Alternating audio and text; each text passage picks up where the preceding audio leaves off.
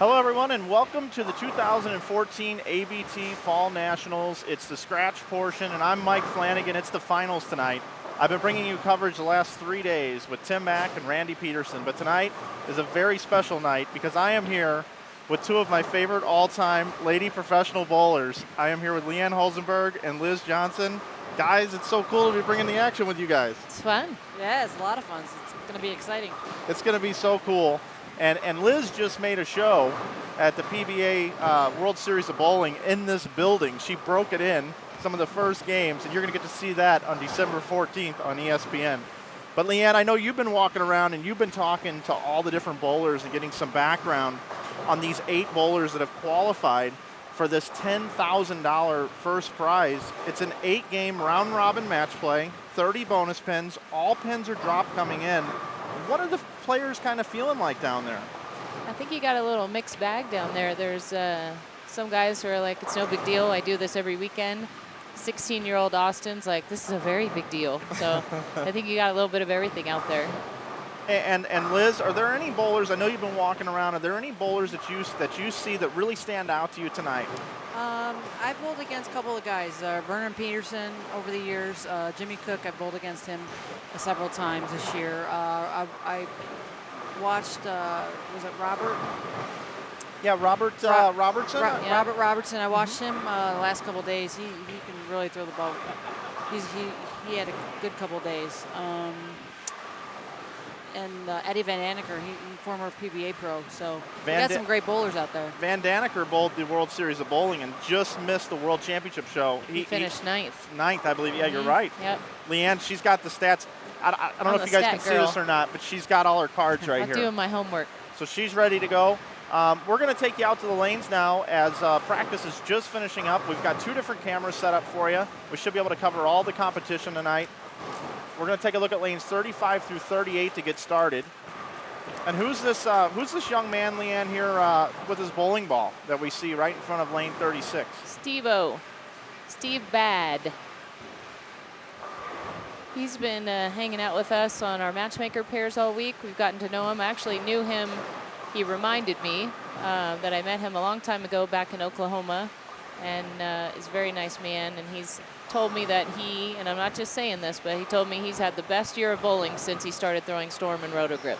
Wow, that's outstanding. And Liz, I know that you've been on Storm staff for a while, and Storm is the bowlers company bringing you this event. Storm sponsors a lot of the different events throughout the country more than any other company.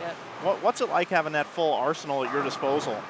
You can't ask for a better company, Storm and Rotogrip. They just cover every aspect of the game, from the super oily lanes to the most hooking lanes and everything in between. And I couldn't be more proud to be part of such a great company. I'm going to hop around as much as I can between the 2 different cameras that we have so you have an opportunity to catch all the action here tonight. It's going to be fast and furious. Remember, there's 30 bonus pins for each win. And Steve Badanovic opens up on lane 35 there with a strike throw on the Optimist, it looks like. He's going to be facing Robert Robinson in the first match. And over to the right on lanes 37 and 38, you get a first look at Austin Thompson. And Leanne, you got a chance to meet Austin. Give us a little background on him. I met him a few days ago. He came down to our matchmaker pairs and asked him how old he was. That was the first thing I asked him because he looks like a baby. He's 16. He just joined the adult ranks 2 months ago. He lives in San Diego, and he, in his own words, he said this is a very big deal for him tonight. And we just saw Robert Robinson cross over for a strike on lanes 35 and 36, bowling against Steve Badanovic. So Austin Thompson opens up with a spare. He's bowling Brian Westfall, and Brian Westfall was our 8th qualifier. He came in on the number at plus 88.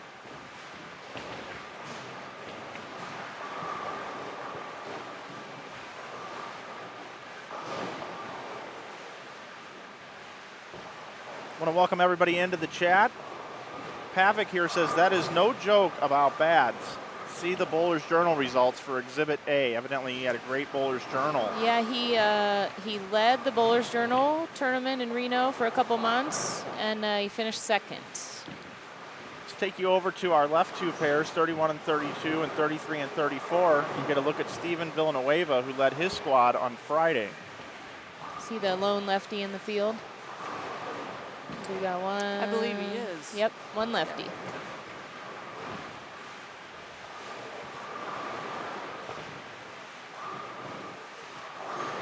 This oil pattern these guys are bowling on tonight, 38-foot oil pattern, 3-to-1 ratio.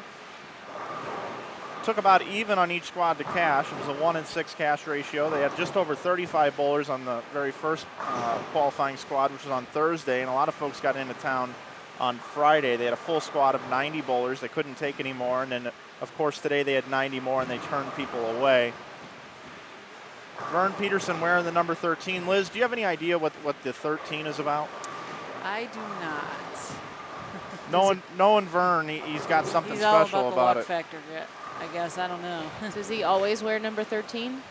I've seen him a few tournaments this year wearing 13, but wearing a number jersey, but I don't know if it was always number 13. I think so.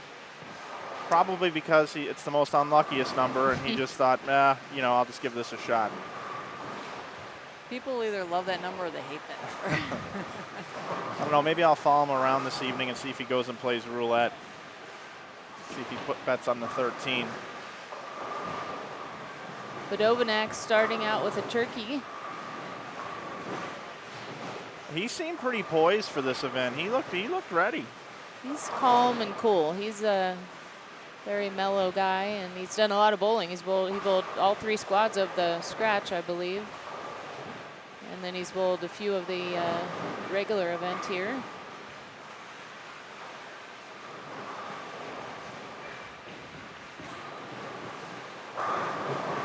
Comment here in the chat from Storm Guy says that during practice he was observing and watching the bowlers bowl and thought that the players were playing all the lanes drastically different, and they should be very interesting pair to pair.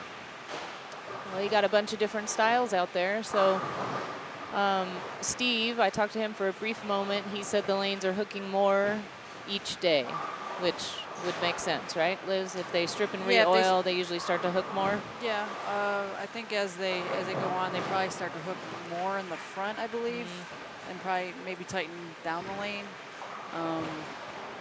So probably end up seeing a lot of guys maybe trying to different areas of the lane compared to where they started earlier in the week. We just saw Robinson go flying past an 8-pin. And we saw a messenger for Thompson. Van Daneker over on lane 31. He's got such a good game. He's very smooth. He's got a very great release.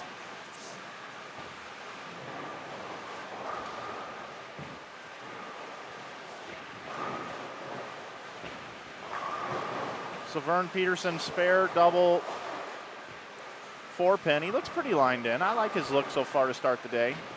He's probably got the most experience out of anybody here.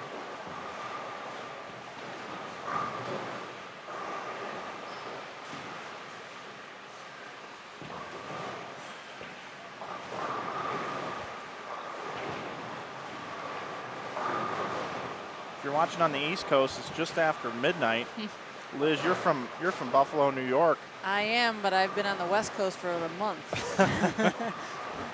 So I still feel like it's my bedtime. Well, we got some Dayquil for you if you need some. If you're up on the West Coast or on the East Coast watching this, you are a diehard bowling fan. Yes.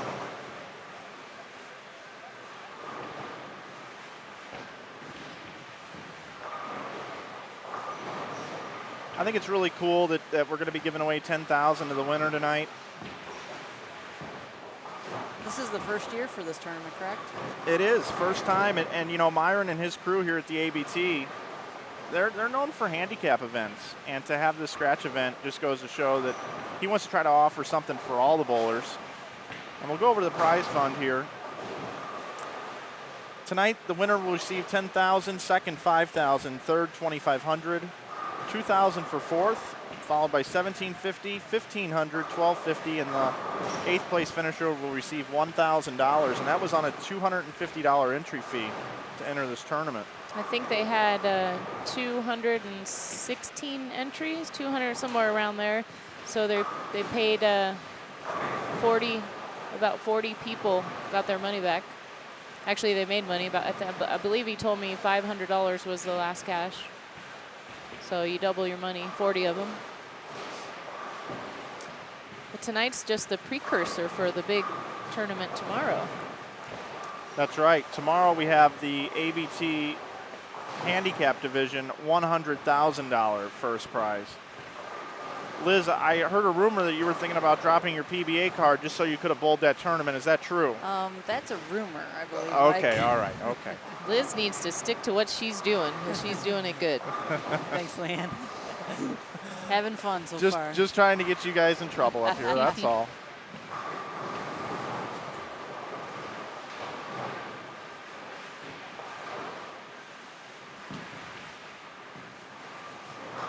Brian Westfall with the front four. Looking for 5. And we jinxed him. Yeah. Way to go, Sorry, Boomer. Brian. Tim Mack was given the black cloud all day long today and yesterday. So that's a notch for Leanne right there. Maybe young Austin can breathe a little deeper knowing he's still got a chance in this match.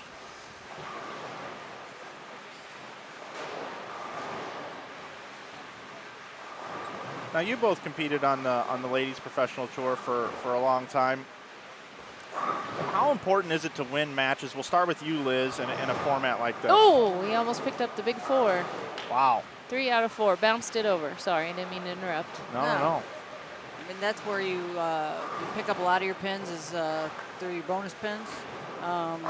Every pin, every spare, every pin counts. So, especially when you got 8 games and they're starting all over. I mean, they're starting from scratch right now. And with them, even in their 5th frame, you know, you still got to think you got 7 games left. So, you never say die. Never say never. So. Having Fun here in the chat says, and that's their name, Having Fun, by the way, says, if Liz entered, the people would be scared and drop out. Nah, I don't think so. They would not be happy if she entered. I thought it would be fun. I was talking to Leanne earlier about maybe it'd be fun if they let us pace a little bit, just to see how tough this, you know, the lanes are. That would be fun. That would be fun. You know.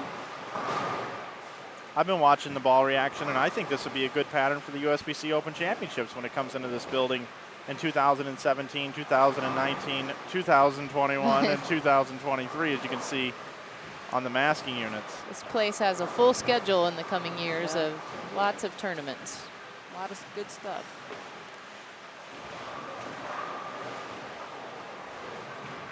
We get our exercise back and forth too. It's a little bit of a walk. I was actually thinking they need a tram that runs between this building and the other bowling center. Or like a little skywalk. A moving sidewalk there, yeah. That would be nice. I think they need like a little lazy Susan for the bowling balls or something, like just a little transporter. The walk's not so bad. It's the walk with bowling balls that makes it worse. Shoulders and your arms get quite the workout. Username Wingnut here says that they are from West Virginia. And it's 12:17 at the time of the post. We thank you for watching tonight. You're a night owl.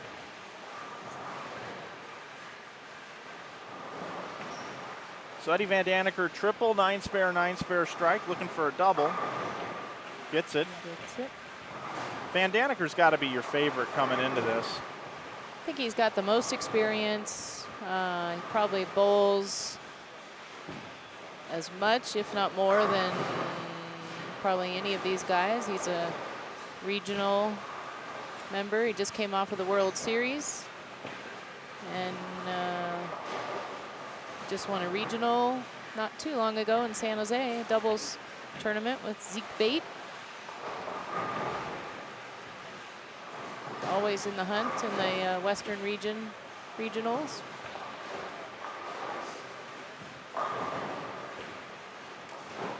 Little messenger there. Not with a lot of authority, but it gets the job done. Very effective. Jimmy Cook, out of the 2 players on that pair, you would think you would see more messengers from Cook. It's a pretty nice treat of an opening match here on 31 and 32 between Cook and Van Daneker. Jimmy's going to need a strike right here to have any chance in the match.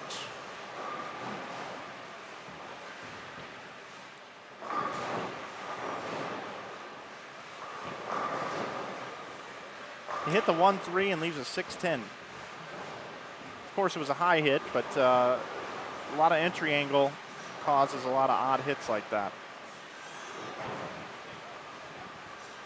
Hey, Liz, if you were bowling on this pattern, how would you be attacking it? I know you got to throw some shots down there on the matchmaker lanes.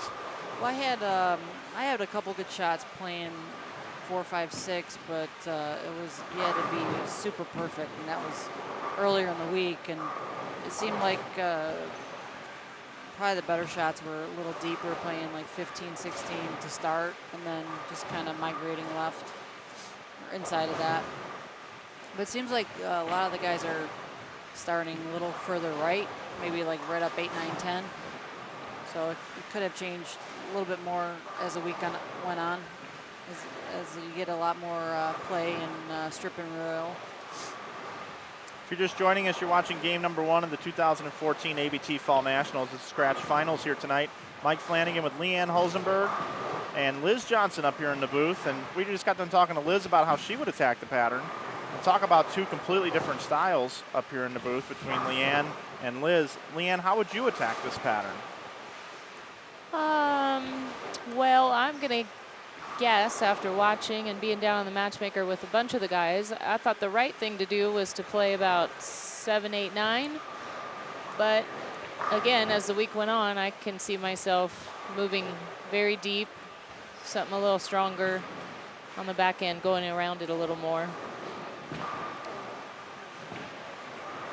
I think a couple of the guys have bowled a lot of squads, and they played them both ways. Steve Badovinick. He played him out one squad. He played him in another squad. He kept coming back over to us, telling what he was doing. But I think they just changed. I think in this particular, the scratch event, there was the higher caliber bowlers, so they tend to play him the same way. So they opened up a little more, so everyone kind of migrated left. Oh, did you see that? That was wow. Was that a 7 pin? That pin was down, and now the machine is blacked out. You know, they say you have to knock all the pins down, but sometimes they stand back up.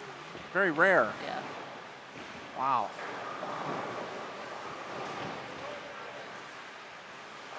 So taking you around the horn here, lanes 31 and 32, Van Daneker and Cook. Van Daneker is going to get the win. Vernon Peterson against Steven Villanueva. Villanueva in control of that match.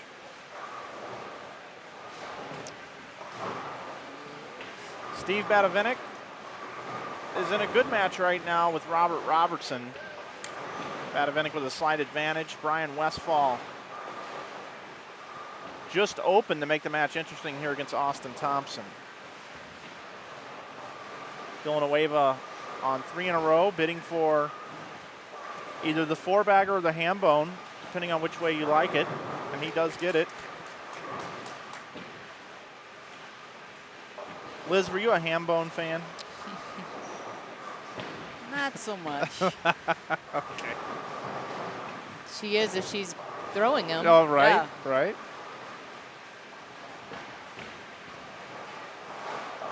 Van Daneker inside a target there. We'll take you back over 37 and 38. Match is winding down.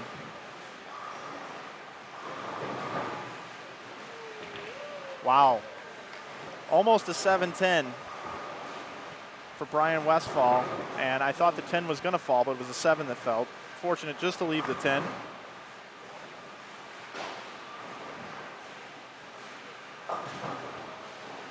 Van Daneker down on 31, just threw it to 3, 6, 9, 10, hard and straight, and only got 3. So Van Daneker opens in the 10th frame for 233. but he is going to win. So he sits at 260. He shoots 263 with bonus, so he's plus 63. Steven Villanueva, 224, plus 30 bonus pins, plus 54.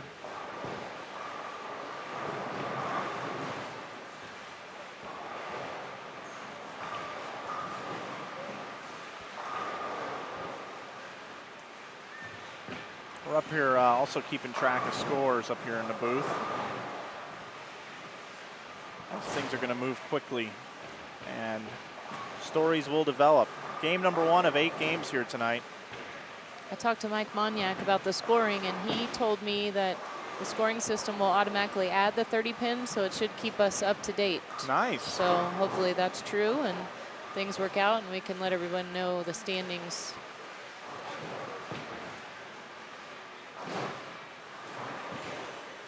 Not the easiest scoring to read.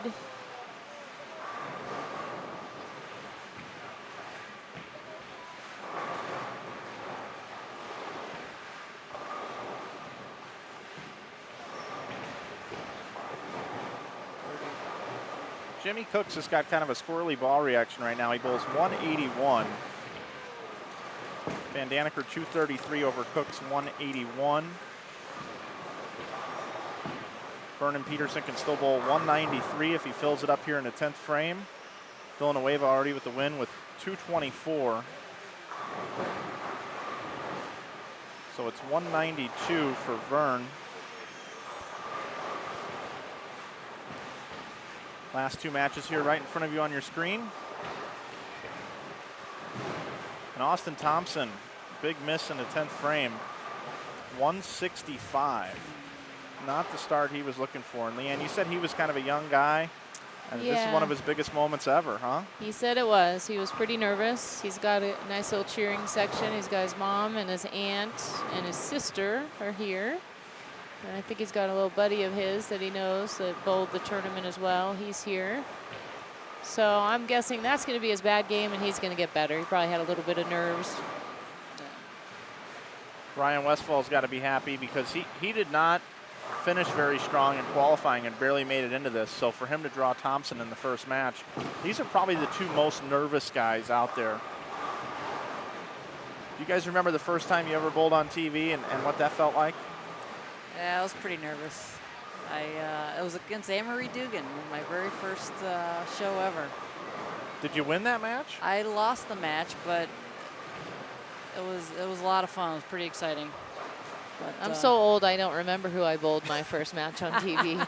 I do remember that I bowled. I was wearing a skirt, and after the TV show, this little old lady came up to me and she said, "Honey, I know you were nervous. I saw your skirt shaking." It was kind of funny. That's my memory of that. That's pretty classic. That's funny. So Robert Robinson finishes with 182. And he is going to lose to Steve Batovinik. Batovinik can still bowl 244. And Brian Westfall finishes up with 197 with the win. That'll give him 227. Sits at plus 27 after game number 1.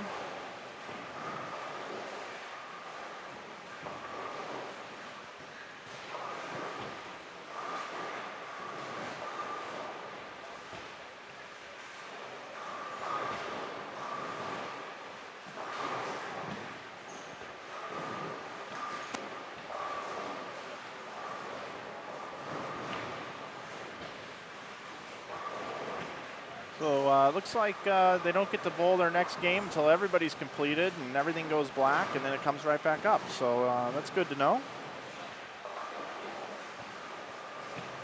We've actually got a pairing here. If you guys want to take a look at that, you guys can see who everybody's bowling each game. Good. I was trying to keep track of who won. Now I can just keep track of it on here. Yeah, good call. Up here circling the names up in the booth. Perfect. Keep track of the wins and losses. So Batavinik can bowl 231. That's a good opening game here if he can fill it up. I don't see the bonus pins coming up on the new scoreboard, so I don't know if maybe we might have to wing it to keep everybody updated.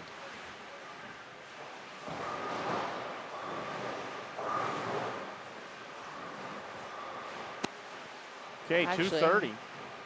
They don't have them in there because those two that came up didn't win their match, so maybe the winners of the match will have theirs. Maybe when Steve comes up, maybe his will be plus 60. We'll see if that'll make it accurate with the bonus pins. So after game number 1, Eddie Van Daniker plus 63 with bonus pins. In second place, Steve Batavinik at plus 60. Third is Steven Villanueva at plus 54. And Brian Westfall plus 27. Imagine that, the 4 guys that won the matches are your top 4. That's the bonus pin difference right there. Yep. Followed by Vernon Peterson, who bowled 192. He's at minus 8. Robert Robinson, minus 18. Jimmy Cook, minus 19. And Austin Thompson, minus 35. So No, it didn't seem to come up. Yeah, the scoring units are not adding in the bonus pins. So we will keep track of that. We know who won. I don't know if we can be that confident after a couple games go by, but do our best. we'll see how we do here. Maybe between the 3 of us we can Yeah, I think we keep can. track I of it. think we can. I can do arithmetic. Actually, we'll just go like this.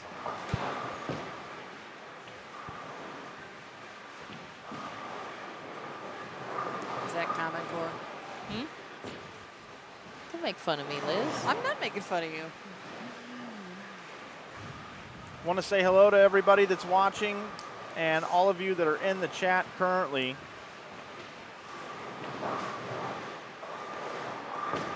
Liz, we're going to keep track of wins and losses. All right.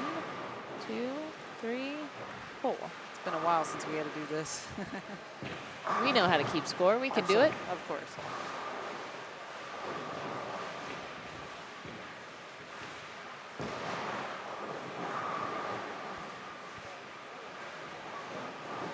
Getting some text messages here.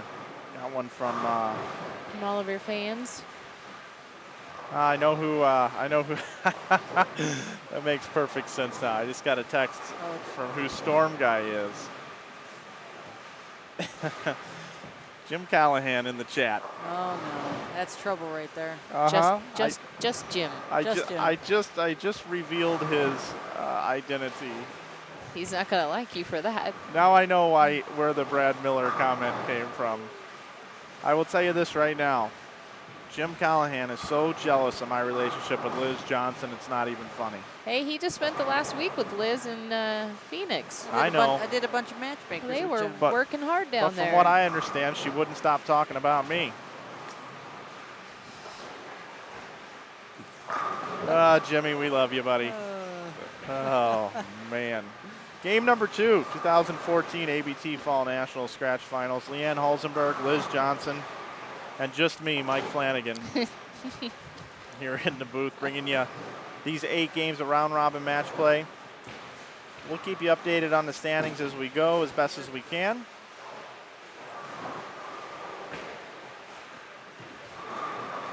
You think we'll see any high scores tonight? Any honor scores? You know, that's a good question. We Let's haven't seen predict one that. yet. Let's make a side bet. Who's going to make a coffee run if someone bowls 300? Well, how about this? How about I'll set odds here that will there not be a game higher than 269? I say yes. Okay. I vote yes. I've got confidence. I would agree on that one. I'm going to say no. All right. 2 against 1 here in the booth. That's it. So Girls against the boys. so if there's not, you guys got to chop up a coffee for me, and if there is, I got to buy you each one. Yeah, but you can't leave us alone in the booth. We don't know what we're doing. Well, I'll train you on the job here. Who knows what'll happen if you leave the booth with us? Well, that's a good point. Could be good, could be bad. may not get your booth back. No, you're probably right. Liz is in the off season. Maybe this is her new gig. I'm pretty sure that it is. I don't think there's ever an off season for Liz. I just went through her whole year of bowling. There can't be an then off she season. told me her next 2 months of bowling, and she has no off season. Yeah. She's like the Energizer Bunny. Yes, she is. And so, do you still have the Tahoe? Is that what you were driving? No, I just got a new 4Runner. Oh, new 4Runner. That's Yeah. what happens when you make TV Make shows. a TV show, buy a new car. Well, I get it. 193,000 miles on my old 4Runner. I have to get a new 4Runner. Oh, it was a 4Runner that you had. That's right, Yeah, not I had a Tahoe. I had a 07 4Runner. I'm sure Jim Callahan knew what kind of car that you drove. No, he didn't. Jim Callahan, our sales rep here in the area. We have two of them, Lee Up and Jimmy Callahan. Two great guys, Storm local sales reps. If you're looking to test drive some of the equipment, make sure you hit one of those guys up. Find out when the nearest matchmaker comes to you.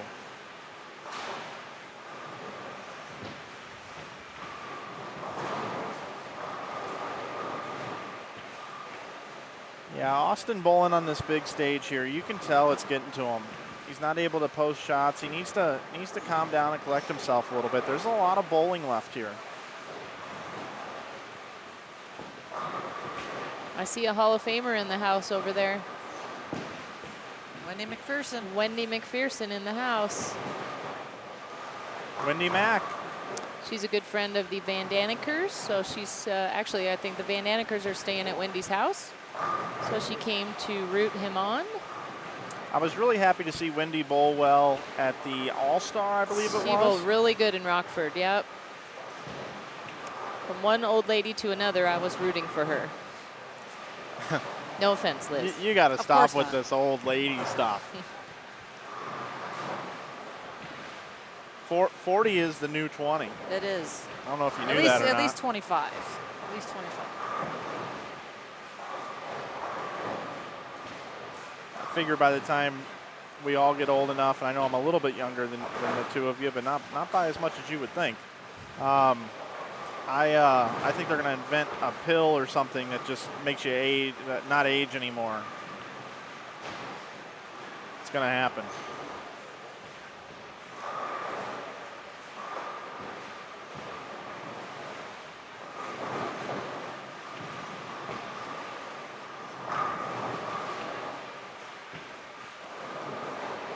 Leanne, could you give us an update pair to pair on what's going on, the scores in these matches?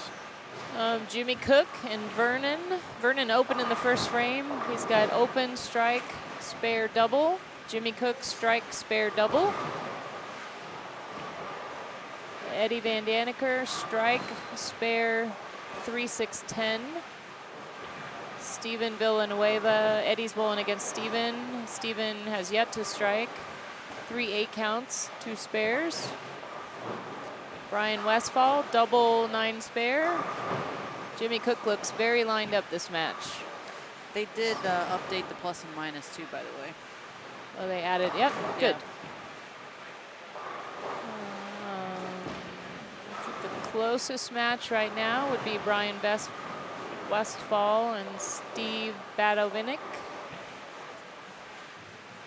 Austin still struggling down there. I think I want to rename Steve just because his last name is so hard to get right. Let's call him Bad Steve. Bad Steve. Bad. Like Bad Santa with Christmas coming up around the holidays. He's not bad, though, because he's a really nice guy. So that would be a little bit of an oxymoron to call him Bad Steve. That's But true. he's been bowling pretty bad in a good way. So I'm going to call him Bad Steve. All right. There you have it. Austin's struggling. He's got 3 out of 4 opens over there on 31 and 32.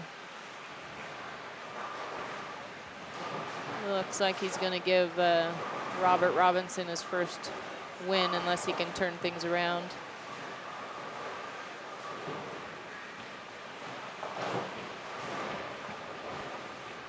It's early on here in this 8-game block round robin match play. Everybody bowls everyone once, and then there'll be that position round. And for those of you that are interested, that are already thinking that far ahead, what lanes are we going to use to determine what seeds go where? Well, quite simple. 33 and 34 will be the 1 and the 2 seed, something to keep an eye on as we move forward on how that pair plays. That will be the 1 and 2 seedings in the position round game. 35 and 36 will be the 3rd and 4th seed.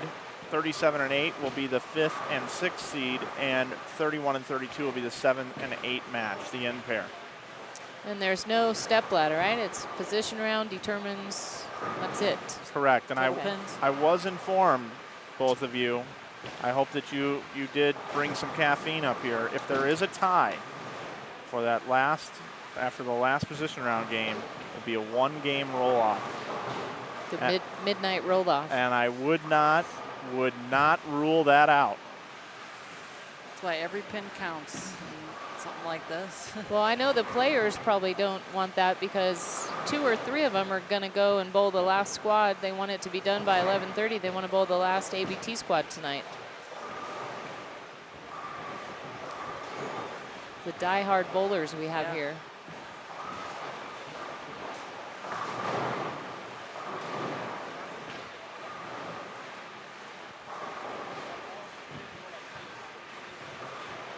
By the way, I do have some housekeeping to take care of real quick. Jim Callahan is my guy. He is my guy. Just letting you know, he's my guy. I thought you just said he was Liz's guy. No, he's my guy now. Oh, According you to the got text him. message I just got.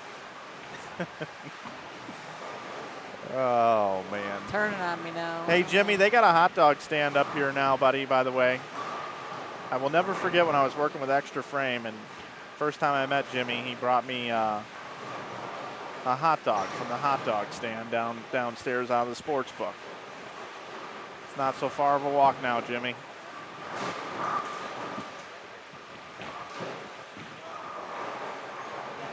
Right now, I believe Jimmy is the matchmaker king out on the West Coast. I think he's still in Los Angeles. I'm not sure when he's coming home, but he's been in LA the last few days. He's probably hanging out with all those celebrities he knows, all those baseball players that are trying to sign new big contracts. He does like to hang out with the celebrities. Yes, he does. He's a big baseball fan and likes the go and watch the farm teams play. Jimmy Cook here really getting it going. Strike spare, triple spare. Up on lane 38, Vern Peterson keeping pace, but this is a big shot here for Jimmy, right through the face.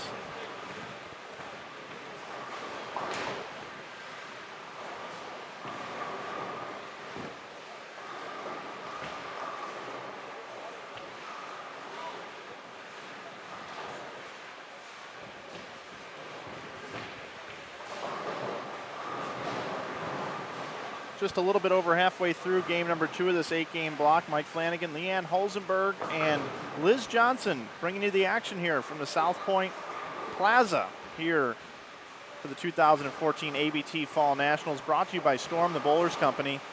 If you're looking for a new bowling ball in your arsenal, head over to stormbowling.com, check out the matchmaker area, figure out a ball that works for you, go to your local pro shop, pick out a Storm ball. You will not be sorry that you did. There's just about any type of bowling ball will match up for any type of player out there. Full product line.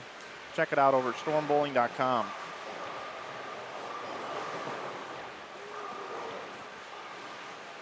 It's not a whole bunch going on this game. The high game out of the 8 right now is Robert Robinson on 31 and 32. He's got spare, 5 bagger. Yeah, Austin is really struggling right now. Hopefully he gets something soon, find something. Maybe we should go give him a pep talk, Liz. Something. Let him relax a little bit. Hate to see the poor kid struggle like that. Yeah. Look at Robert Robinson. That's 6 in a row, the 6-pack guys. Caught a little break on 32 and then just took advantage of it and made a good shot on 31. Robinson did not win his first match. He sits at minus 18 after game number 1, very, very early, but he's really got to go in this game.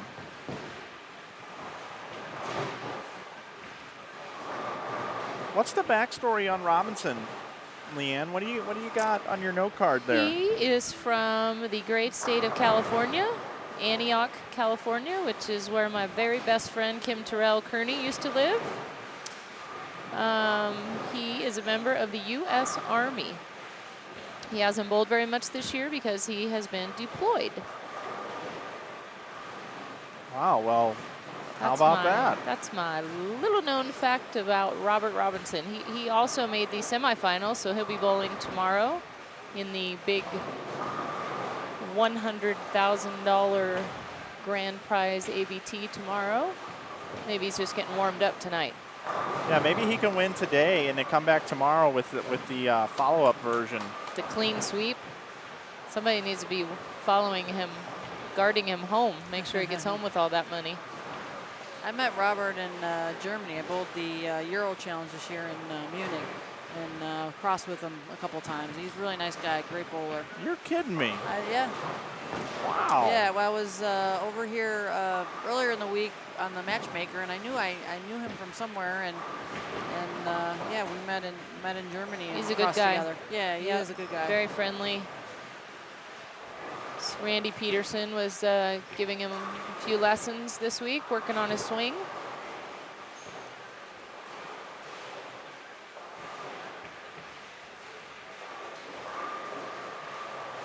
Harvey Johnson wants to know the prize fund payout. And we'll go over that again. First place tonight, $10,000. Second, $5,000. Third, $2,500. Fourth, $2,000. Fifth through eighth, $1,750, $1,500, $1,250, and $1,000 rounds out tonight's prize list. $250 entry to get into this event. Where's Harvey? He was here. Yeah, you know, Harvey enjoys the broadcast so much that I think he'd just rather watch online. Harvey could be our coffee guy. Harvey? Harvey's out there. I know he is. Bring the coffee, buddy. Bring the coffee. You've got 2 Hall of Famers up here. Come on, Harvey. You know you do it for us. Maybe about game 4 or 5, Harvey. Harvey, I want you to go to P.F. Chang's, pick me up some Mongolian beef, no mushroom. Head over to Carrabba's, get some chicken brine. Bring that for Leanne. And, Liz, what's your favorite restaurant, Liz? I really like P.F. Chang's. All right. Chang's is good for me. Well, all right, Harvey. We're gonna make it easy on you. You only have to go to 2 places, Carrabba's and P.F. Chang's. What would you like, Liz? Lettuce wraps work good. Lettuce wraps, Yeah, okay. those are my favorite. No problem. We got you covered. Harvey Johnson out on the streets. Then he makes a stop at the movie theaters. There's a Starbucks right upstairs. Hey, I could go for some movie theater popcorn with extra butter, too, if you want to do that for me, Harvey. Thank you, buddy. We've got you covered now on your prize list, buddy. We took care of you. Your turn.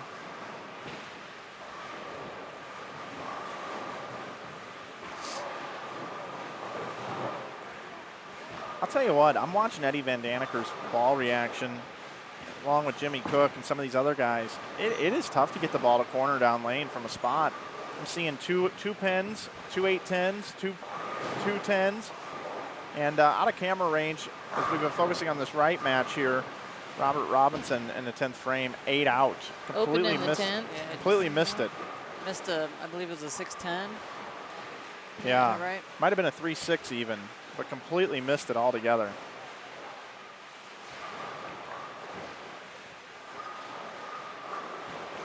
But Robert Robinson finishes with 234, still a great game.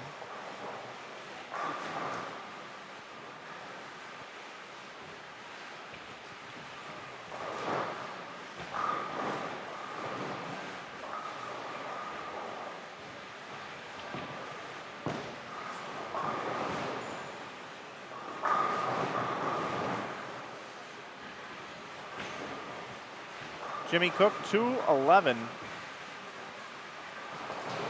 Vern Peterson, the best he can do is bowl 203. So Jimmy Cook is going to get the win. I'm sure Jimmy and Vernon are glad they bowled against each other early. They're rooming together. They're good friends. Yeah, hopefully Vern can get a double here, bowling the 2-0, still go plus, and that is not the ball reaction he was looking for. Not good. 4-7-10 for Vern. If he gets 2, he's going to bowl 169.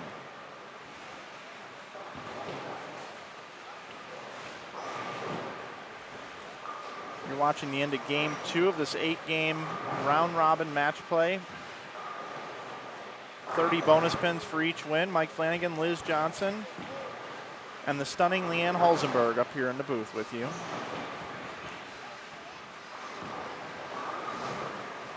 She's one of my idols growing up.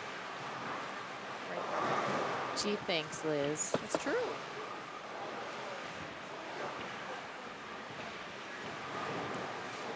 I'm not going to say anything because I'll start crying. You're the sentimental one. I am. I can't believe you haven't said there's not two other people I would rather be in the booth with tonight. If John Brocklin is watching from back home, he will know exactly where that came from. Van Daneker, great looking shot there. It was actually Vern Peterson, 171 was his final score, 171. Jimmy Cook, 211. Robert Robinson, 234 over Austin Thompson's 125.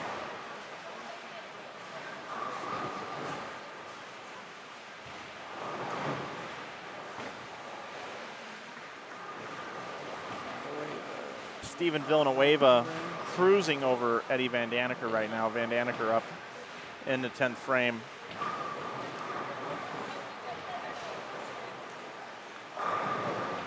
Well, two good shots in a row for Eddie.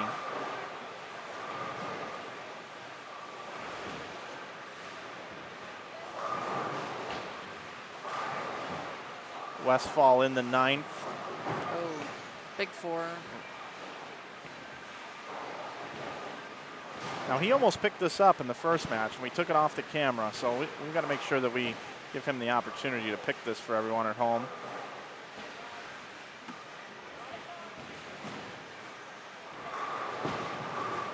I believe the best Van Daneker can shoot is 182.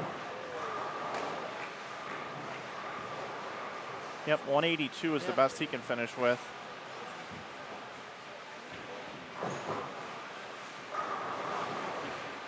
Westfall finishes, or actually he has 145. He can still bowl 175. Steve Badavinik can still bowl 212. Nice finish for Van Daneker. The last 4 pures him for 182. And it's a game like that, I'm sure you two can both attest to this. Finishing out a game like that and avoiding a huge disaster could really pay off in the end.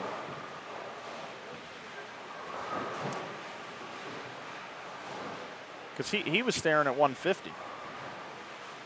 Van Daneker 182 with the last 4. It's a nice bailout. Probably made a little adjustment. I don't think he changed balls. It still looked like the same ball, so maybe just squared up a little bit. He was kind of coming in light. Four shots in a row he came in light, so he probably just had a little carry down on that pair and squared up a little bit.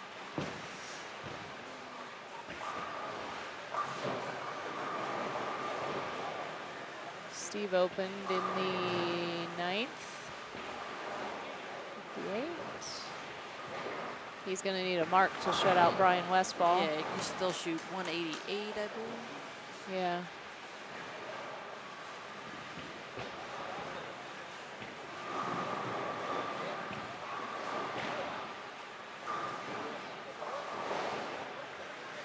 I believe the high game this game is only going to be about 211, so that 182 by Van Daneker looks pretty good. Yeah. Even with the loss. What did Robertson shoot that game? Robinson had that open in the 10th frame. He bowled, I believe, was 234. Okay. All right, well, Steve just left the 2-4-10 in the 10th, which would give, if he gets 9,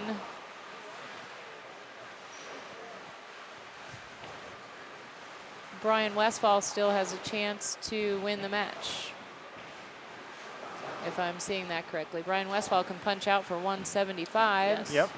And Steve just shot 174. So that would be a heck of a save if Brian could throw 3 good shots in the 10th.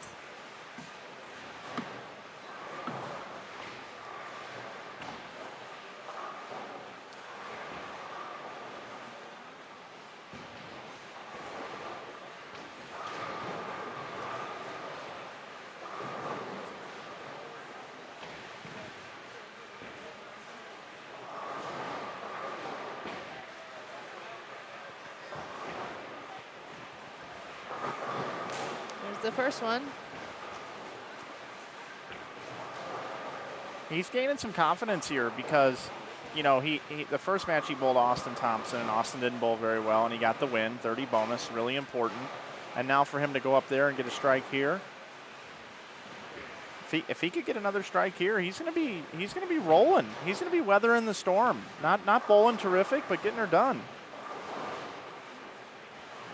So does that say Steve shot 167? 167. Okay, yes. so Brian's already won. Brian needs to. Well, I believe it added that strike.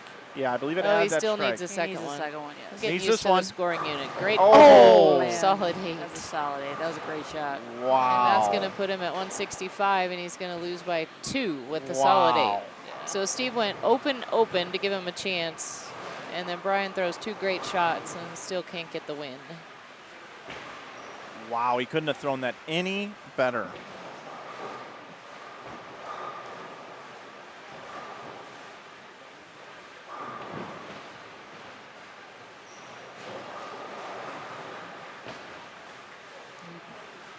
One of those things now, he just has to come back and forget about that 8 pin.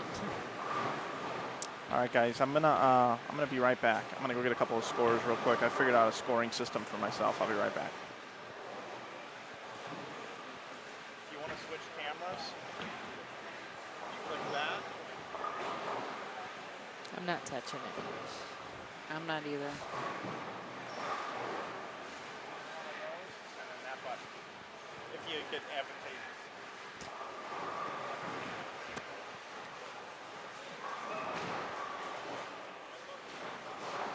I'm just reading things in the chat, Liz. Yes. Someone I just missed it. Let me see if I can scan back up and get it. Wants to know what our biggest paydays are in our career. So you go first. Probably last year when I won the Women's U.S. Open. Was that the one in Columbus? Yeah, that was the one in Columbus, Ohio for $50,000, and then I won the Battle of the Sexes right after that. When you beat Wes Malat? I did. So that was a $60,000 payday. What'd you do with all that cash? I put it towards I have a mortgage and I bought a new truck. So I put it towards that and just all my bills. And are you thrifty with your money? After all these years of being self-sufficient, bowling, self-employed, yeah. Are you try to be good with your expenses and not be extravagant? Yeah, I years ago when I first bowled on tour and I had really no expenses. I had a couple good years, and I tend to probably, like everybody else, probably spend a little bit more than I should have, and and then once the tour folded and didn't know what to do and whether I was going to bowl again or whatever. Once I started bowling more and making, probably over the last couple of years, I definitely was a little more thrifty. Still got to treat yourself a little bit, but you learn as you get a little bit older, and you have mortgages and bills to pay. It's these days times are tough, of course. So. When you're 20-something and making lots of money, you think you're always going to make that much money, right? Exactly. You don't realize that it comes around and goes around. Exactly. You never think it's going to go away, and it does, and it hits you hard. So you don't take anything for granted, especially when you're bowling tournaments and doing well. So. I don't recall if you've ever really had a bad year on tour. You've always been a very steady major tournament winner, often 3 U.S. Opens now. Yeah, I have 3 U.S. Opens. I've been very fortunate, except for one year. It was the year I bought my house, 1999, and bowled a couple stops, and I believe I won that year. And I bought a house in June of '99, and probably within a couple weeks after I bought my house, I threw my back out and I believe I missed that swing in June, and I had a herniated disc, and I missed a whole swing, and that was a little scary. I'm scary. sure. Yeah, I didn't know if I was going to be able to come back after that, and fortunately I did. Well, you recovered nicely because you probably won more tournaments after your back injury than before, and are still going strong. Yeah, thank you. I feel better at 40 than I did at 25, so that's a good thing.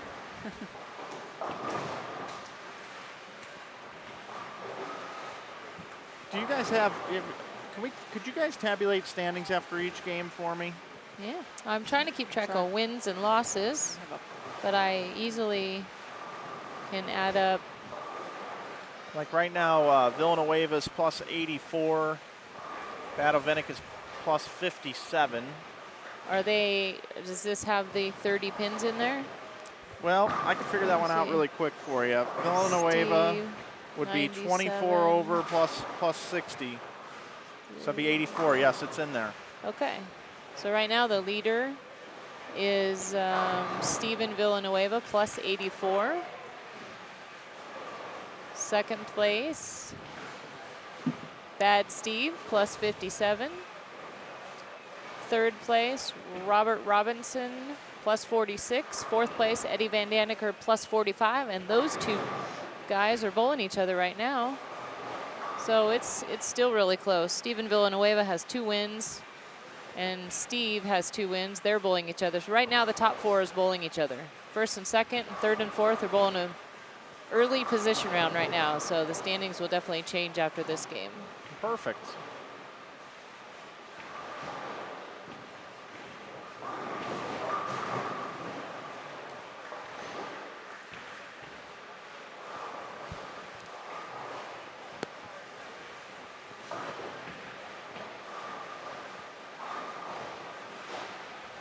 Game number 3, if you're just joining us, 2014 ABT Fall Nationals. It's the scratch finals. We had over 30 participants on Thursday participate in this event. In the first qualifying squad and 2 sold-out squads of 90 apiece. The top 8 from those 3 qualifying squads have qualified to tonight's round-robin match play. Leanne Hulsenberg and Liz Johnson and myself, Mike Flanagan, bringing you the action here late on a Saturday night in Las Vegas here at the beautiful South Point Plaza.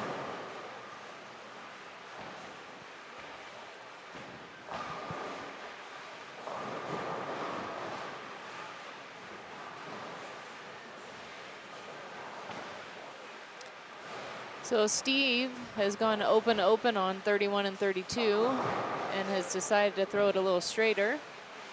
He changed balls. I'm thinking pair to pair is a little challenging right now.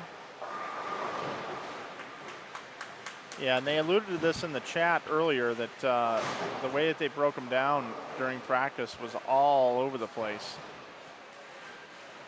We got a lot of diehard bowlers in our chat watching tonight.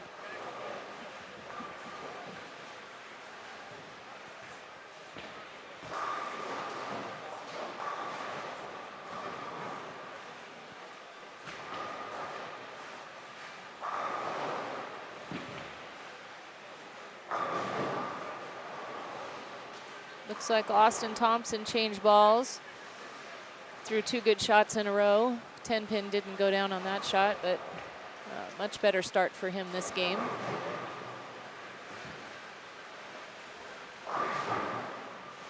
Got to give a shout out to Brad Edelman, who is also in the chat tonight.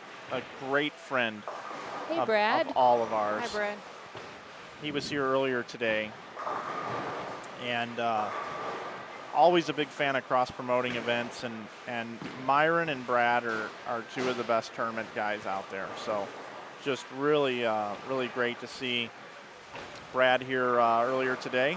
And he's got some big military championships coming up. He does a great job with the military, and you should check out the events that he runs here in Las Vegas. I believe you can check those out at high-roller.com, and the other web address, I believe, is trueamateurtournaments.com. The military event is a really big event. Great people bowl that. That's 2 months away. It's coming up in the middle of January. And of course, ABT has been around for a long time too. 2 great organizations that Brad and Myron have done a great job. And if you're looking to start your own ABT branch, I can tell you that right now Myron and his crew are recruiting tournament directors in all different parts of the country, looking for some really good people that love bowling. If you would like to start an ABT in your town, please go to abtbowling.com and you can get your franchise started in your area. Myron can give you all of the details. And what a great opportunity to be able to funnel people into these large events. $100,000 tomorrow. We're going to be giving away $10,000 in the scratch event. So make sure you check that out if it's something you're interested in doing. So get off the couch and start your own ABT branch. That's what I'm telling you people right now. Not quite that harsh. And maybe not right now because it's late. Well, They're probably sitting on the couch right now watching. If you took a nap today, get off the couch and start an ABT branch.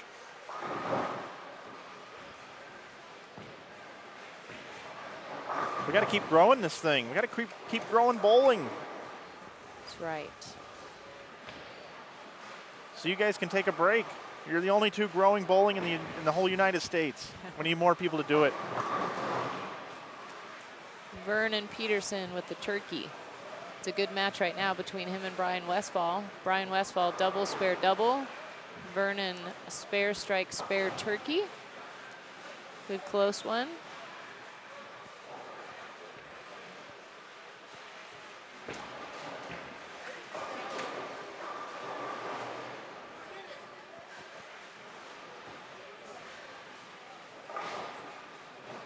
Steven Villanueva, 31 and 32 with a great shot, ring and 7. Strike, spare, double, 7 pin. Brian Westfall, double, spare, turkey. Great match going on with him and Vernon.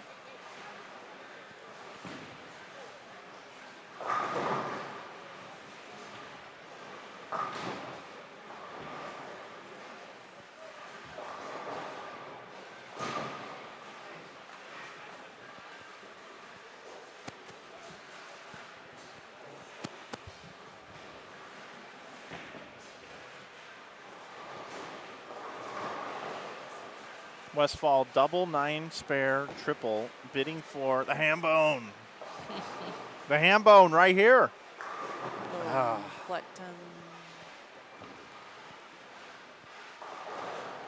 Van Daniker 2-pinned on his last shot. It's a good shot right there. Take you back over to Villanueva.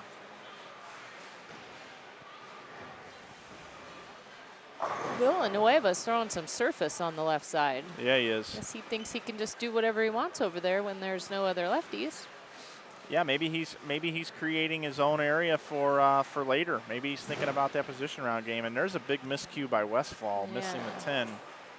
It's gonna open the door wide open for Vernon Peterson on a turkey right now.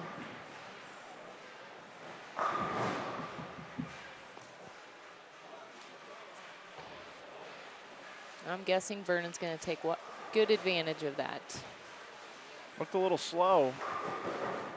Oh, what hit that? Look at that. Slapping it off. Vernon like that one. Hey guys, Austin Thompson. Let's talk about this young man. He came in on Thursday and he qualified. He was high on his squad at plus 57. And that would not have been enough to make it in on the other two squads. He bowled in the smaller squad, made it in, really has nothing to lose here tonight. And he's just struggling out of the gate. What does he got to do to get it turned around? Well, you know who his coach is Mr. Mark Baker. So it's too bad Mark wasn't here because I'm sure that he could turn him around right away. I think he just needs to relax. I watched him a little bit this week bowling the ABT qualifier squads, and he has a great game. He's got a very good quick release. He just seems like he gets a little anxious, up on his toes a little bit on the foul line. Maybe if he can just kind of get the nerves calmed down a little bit. I do got to give a shout out to Mark Baker. I got a chance to see him at the World Series of Bowling, and he was nice enough to share with me his new DVD, The System. And I was thoroughly impressed. with that DVD. I love all coaching DVDs. Norm Duke's got a good one. Rhino Page has got a nice one about the mental game. There's a lot of good DVDs out there available, and Mark Baker's is right up there with them. Great Christmas gifts. You can head over to stormbowling.com and pick up the Norm Duke Learn to Bowl Competitively DVD, the Rhino Page, what is it, the mental Quiet Mind Bowling, that's right. Any other ones I'm forgetting, Leanne? Those are the ones I know of. Yep, me too.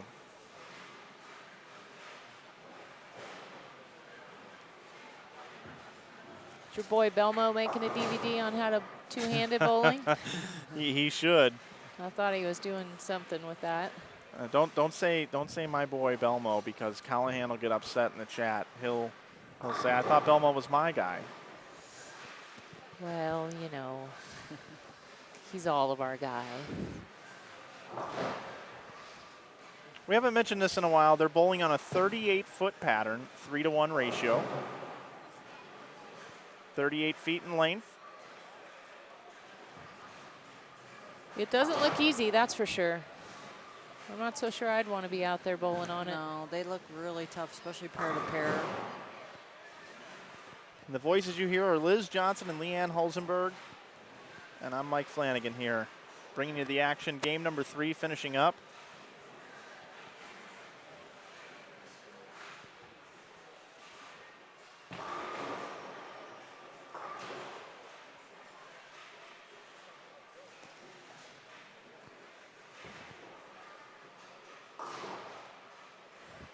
Looks like Vernon's going to get a win over Brian Westfall. That's going to be Vernon's first win in the first 3 games. Yeah, Vern can still shoot 249. 249, it could give him another 30 pins, 79 pins this game. Yeah, possibly. Get him back in the thick of things. Looks like Bad Steve just changed balls again and now has a 4-bagger, or ham bone as you'd like to call it. Well, Rob Stone likes to call it the ham bone, and I just happen to be a Rob Stone fan. I miss Rob Stone. The person who's had the most consistent shot the first 3 games has been Robert Robinson. Yeah, and even though you say he's been the most consistent, he also totally flagged an 8-pin, went hooking by it as a miscue, and then in the 10th frame of the last game, he fell into 230 by missing, I believe it was the 3-6 or the 6-10 down there on lanes 31 and 32. So he has been the most consistent with scores, but he's missed these 2 spares. He's had these blunders. It could even be better for him. He's been the closest to the pocket. Like, he stayed right in there. I haven't seen him, like, go high or go light. He's been just kind of really, I'm sure I'm just going to jinx him. There he goes for a Brooklyn. He is one heck of a nice guy, though, I can tell you that. A little quick with it there, Mr. Villanueva. You look just a little fast. Good shot. Vernon, good finish. 248. 248 gets the win. That's his Gets first him to a win. plus. Peterson bowled 192, 171, and now bounces back with 248. It's going to put him 41 over. And puts him right up there, closer to the top half.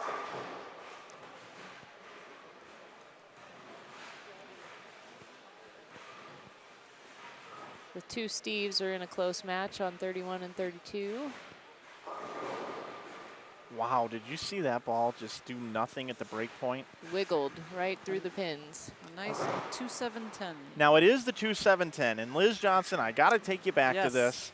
At the Lucy Bonneau doubles 2 years ago, I was live streaming, and Chris Barnes picked the 8-10, and then just moments later, you left the 2-7-10 Yes. and took the 7 and the 10 out of it, and it's on YouTube. It's on the Inside Bowling YouTube channel. Oh, great and he covers shot. it. Look at that. We talk about splits being made on InsideBowling.com, and we just He's get fun to another show. one made right here. Yeah. But yeah, you need to go, after this is over, everyone, go check it out. It's Liz Johnson picks the 7-10. but misses the 2-pin. Somebody just showed me that video last night. I almost forgot about that. And Barnes picked the 8-10, and I was snoozing. I was looking down at my piece of paper and didn't realize what even happened. And then he leaves a deadwood, and then he throws a ball left-handed into the channel. So like over the course of like a minute long, it's an unbelievable turn of events. We've got a phone call up here in the booth. We ought to patch him into the board. Yeah, go ahead and take it. Go ahead and take it. We turned you down, Liz. He's getting our Starbucks call. Those of you that have been watching this, Harvey Johnson is calling the booth. Do you guys really want coffee? Harvey's a great guy. He's going to come stomping in here with some big cups of Joe for us. You're right. All right, so Steven Villanueva shoots 223. Maybe 205 for Westfall. And a loss to Peterson. 223 Villanueva over Steve Batovinik. But hold on to your horses there. Batovinik can still strike out and he can win the match.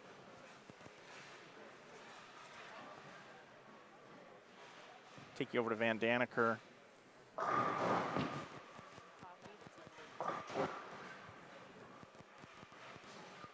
Surprised me. Harvey Johnson is really getting us coffee. We love Harvey.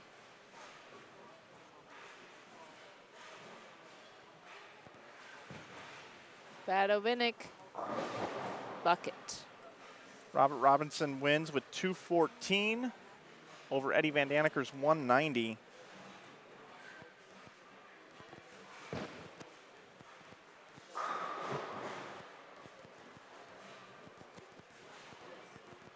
Austin Thompson finishes with 149, which means Jimmy Cook is going to get the win over Austin Thompson.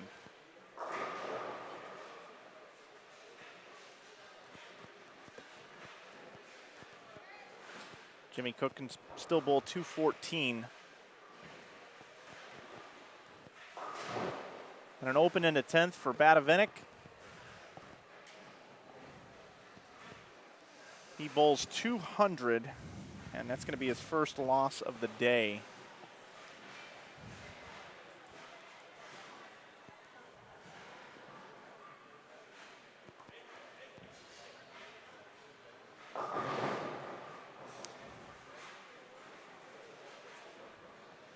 Jimmy Cook with a 4-6-10. That'll be the last ball here of game number 3 before we head to game number 4. So 3 out of 8 in the books. Only one person 202 for Jimmy all Cook. 3.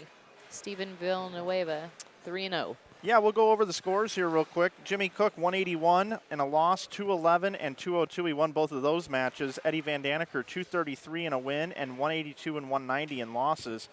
Vern Peterson, 192, 171, and finally gets on the board with a win with 248. Steven Villanueva has swept all his matches, as you just said, Leanne. 224, 200, 223. The southpaw with a nice look here early on through 3 games. Steve Batovinik, 230, 167, won both of those matches, bowls at 200, opens in the 10th, does not win that game. And then Mr. Robinson, 182 and a loss, then 234 and 214 with wins. And our last 2 players, Westfall, 197 with a win, then bowled 165 and 205 and dropped both of those matches.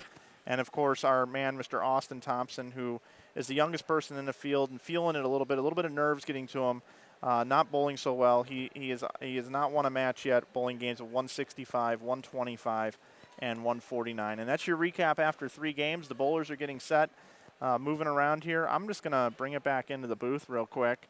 And so far, Liz Johnson and Leanne Hulsenberg, what are you guys thinking of what's happening out there? We'll start with you, Liz. Just it seems a lot different from pair to pair. It's I guess guys having to make their spares and hitting some good pairs, and hopefully like the younger kid Thompson can come back after the first couple matches. Yeah, totally. Really like to see him improve on the next couple games. Yeah, and there's still room out there. I mean, there's 30 bonus pins with each game. Leanne, what are you thinking? I was just thinking the bonus pins are making the biggest difference. Steven Villanueva is in first place. He's won 3 matches, so that's 90 pins. He's 107 over. And second place, Robert Robinson, and he's won 2 matches. So I think the winning the match is going to be the big difference. Can Austin Thompson start winning some matches? That's what we're going to see here coming up. Let's take you back out to the lanes. We'll take you down to the low end. Robert Robinson is taking on Vernon Peterson. Brian Westfall is taking on Eddie Van Daneker. Van Daneker has already opened to start the match. And then on 35 and 36, Jimmy Cook is bowling Steve Badavinik. And on lanes 37 and 38, it's Villanueva and Austin Thompson. And I am going to predict Austin Thompson gets on the board with a win here over our tournament leader because crazy things happen in the game of bowling. Well, he's got to win sooner or later. So I say if he wins now, he'll start feeling better, loosen up a little bit. So Steven Villanueva's in first place, plus 137. Second place, Robert Robinson, plus 90. Third place, Bad Steve, plus 57. Fourth place, Jimmy Cook, plus 54. Eddie Van Daneker, plus 35. 5 games to go. Let's see what we can do for little Austin here. Oh, great shot out of the gate. Maybe his fans should start cheering for him. Yeah. He's got a bunch of people here. We need to get them all riled up, get some clapping. I think even just a couple good shots, even a good game would give him some confidence for the rest of the matches. So Austin Thompson, I was looking down at my phone for a moment. Was that in the pocket? Threw a great shot. Yeah. 10 in the pit. That was a flush. Here we go.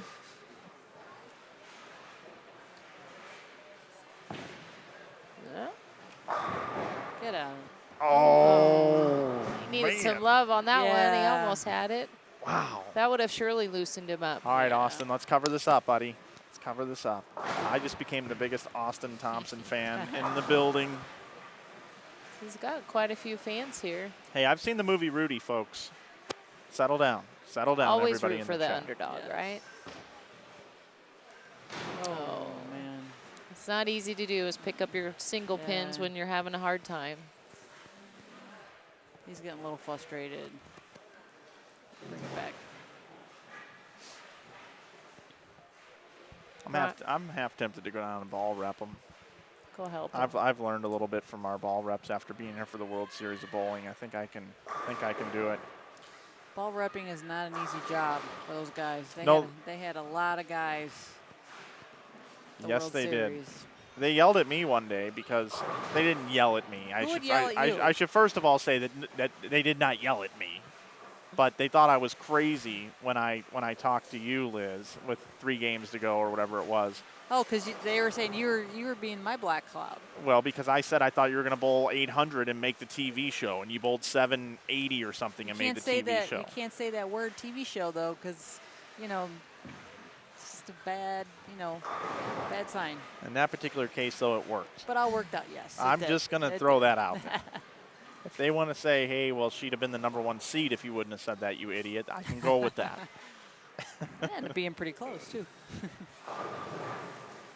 He almost bowled 800. I was watching up in the room. I was watching Extra Frame, and I just saw what was happening to the lanes, and I'm like, you know what? This is going to fall right into Liz's wheelhouse. And I just wanted to come down and mention it to you because I knew you probably already knew it, but I just wanted to motivate you a little bit. I had some good carry and a little bit of room and just took advantage of it. So it was definitely a memorable day. We just missed this, but Robert Robinson over on lane 31 just flagged the 10 pin. So that's the 3rd makeable easy spare that he has missed today. Not to point out all of his faults, but I think it may come into contention later because he has been bowling really consistent. 182, 234, 214. Well, when the scores are not high, and they're not very high right now, winning matches and picking up your spares are key. So every pin, every spare counts. Jimmy Cook from Indianapolis.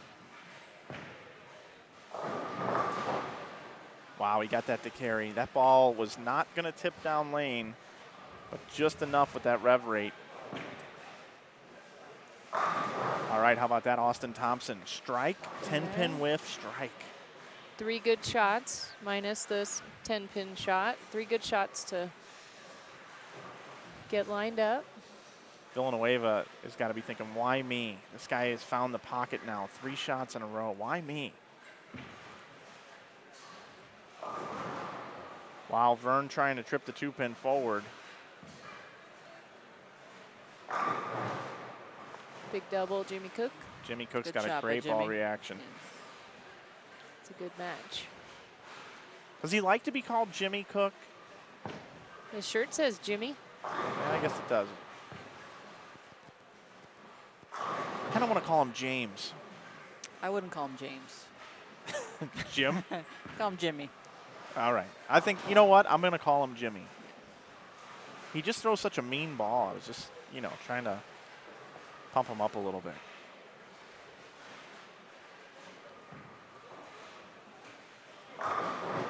Good shot by Badovinik. Badovinik. I think that looked like a punch out. I think it's either, Is that a punch out? oh, I guess it could be a punch out. He was Yeah. throwing a wrecker. I can't Unless it is remember a if he wrecker. said he had a punch out. Nope, that's a punch That's out. a punch out. I haven't seen him throw that. He's been throwing Optimus, Wrecker, a Fusion, and now he's they're a little different. Now he's throwing a punch out. Villanueva was throwing a crux. Now he looks like he's throwing a sinister. Yes. He switched just now. Looks like a Yeah. sinister, yes. Couple 7-pins and he switches to a sinister. Boy, we know our stuff, huh, Yes, Liz? we do. Good eye on I the love ball that there. sinister. Oh, I just got a text message. Jim Callahan Just is Jim? no longer a tour rep. He has been replaced by Leanne Hulsenberg. No, thank Just you. happened. Just happened right here live on the air. No, thank you. Oh. Wow, great Great shot. shot. Oh, mercy. Wow. Austin Thompson still in it. You know, I've been watching the carry in this building because I'm trying to start. I've been making notes on every pair for the Open Championships. I really haven't made notes on every pair for the Open Championships, but I want to. Because you're going to pull your notebook out in 2016 or Well, I'm going to start a 17 or- website called InsideOpenChampionships.com, and people are going to subscribe to learn what every pair does, and I'm going to make a fortune. That's Liz probably knows about one pair in this place. Oh, what pair was that? She, I think she- 23 and 4? you were on 23 and 24. Yes, you were. Badovinik just spared the 2-4-10. Nice shot, Steve. And Austin misses the head pin. Come on, buddy. I think he spares it. What do you say? The 1, 2, 6, 8, 10. Yeah. Well, It's makeable. That's. I think he leaves one. He's throwing a spare ball. Oh. Uh-oh. Got He only one. got one. I Got meant one. I think he's going to get one. You might want to go give him a pep talk. Yeah, Maybe young Wesley Lowe, our junior Team USA superstar who's here in the house, and I think he's a friend of his because they're both from the San Diego area. Maybe Wesley could stop down and give him a pep talk.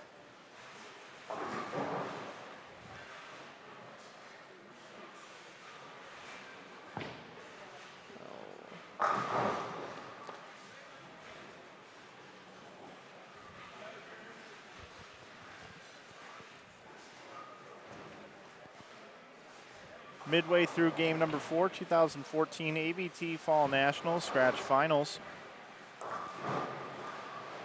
30-plus bowlers competed Thursday evening in the qualifier. 90 sold out for Friday's qualifier, and then this morning we had another 90 show up. You're watching the top 8 that made it in. Mike Flanagan, Leanne Hulsenberg, and Liz Johnson bringing you the action here If you just heard a bunch of noise take place, it's because there's a qualifying squad for the $100,000 ABT handicap finals that will bring to you tomorrow night. Late afternoon, early evening. Squads going on round the clock, and one just fired up behind us. I will tell you guys a little something that I learned from Mr. Maniak, who is the general manager of both of the bowling facilities here. After this event is over, they are going to do a little more work to this building. They said that the decibels are a little too high and that they are going to soften the sound in this building. And I think that's a good move because it is a little loud in here.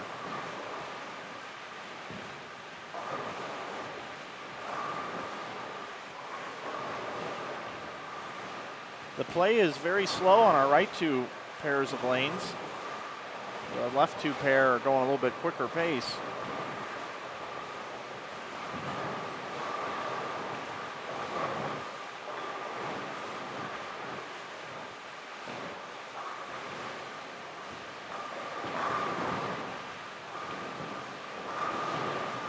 Right now through 3 games, your tournament leader, you see him on the screen, Steven Villanueva, and he's cruising along. He's looking to go 4-0 to start the day in match play.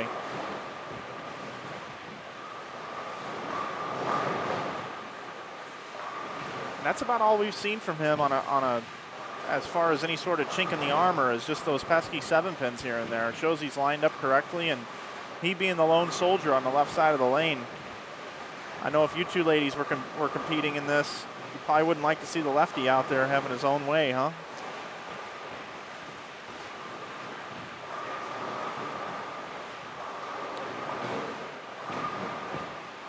Filling frames. Looks like what you need to do right now. I mean, there's a lot of opens going on by everybody. Filling frames and winning matches. Have either one of you two ever attempted to bowl opposite-handed? Not for score. Okay. Van Daneker trips the 2-8. And that's a double for Eddie. I used to practice left-handed just in case anything ever happened to my right hand. Really? Yeah, I was that anal about bowling. I want to watch you bowl left-handed. I told my husband I wanted to join a league a couple years ago. I said, I want to join a summer league and bowl left-handed. He said, no, then everyone will think you're terrible. That was when we had our pro shop and we had potential customers. He said, I don't want our potential customers to think you're horrible. Van Daneker, he rolls the 2-8 and then trips out the 7-10 there. It was a really good hit. They should have all fell with no problem, but Van Daneker now has 3 in a row, putting the pressure on Westfall.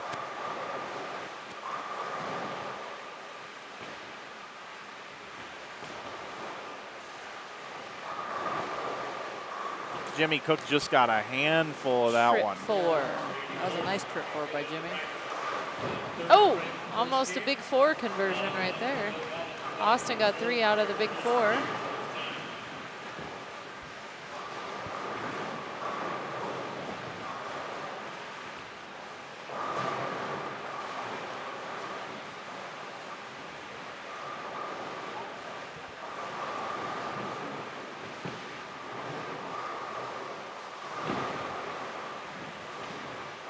Any important questions in the chat for us? No, I think we've got some trolling going on right now. Anybody wants to know anything from the great Liz Johnson? I was quizzing her while you were gone on what she used to spend her money on. We like the old Q&As with our bowling peeps. I took care of the troller. I banned him for 2 weeks. Wow, you're the policeman, aren't you? Well, Principal Flanagan. It takes me away from switching cameras. So we had some issues at the IB Open this year that I was not too fond of. So we took care of that. Well, I like to say, for the people who don't have something good to say. If you can't say anything nice, don't say anything at all.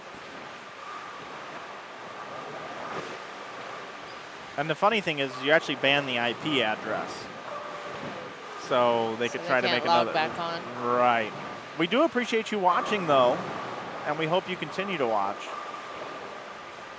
But no more trolling. Thank you.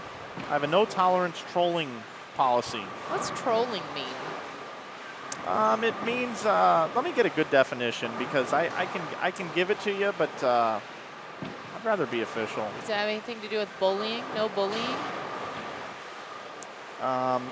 It's associated with internet discourse, but have been used more widely. Media attention in recent years has equated trolling with online harassment. So it's a little bit of bullying.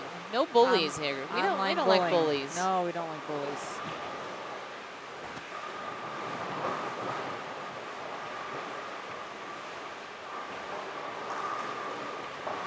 Van Daneker now with 4 in a row.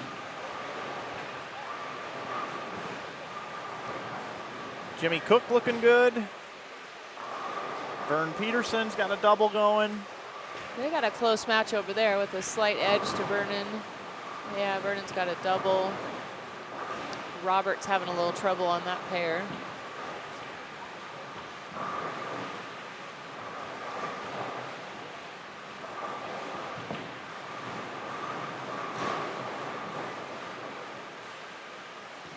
Game number 4 wrapping up here. Van Daneker right through the face. Go over and check out Jimmy Cook. Jimmy Cook goes strike, 9 spare, double, 6 spare, 9 spare, double, looking for 3 in a row. The turkey. Ooh, okay. A little light. Ran out of gas. Villanueva opened in the 9th, but his opponent, Austin Thompson, bowled 245. I'm sorry, 145.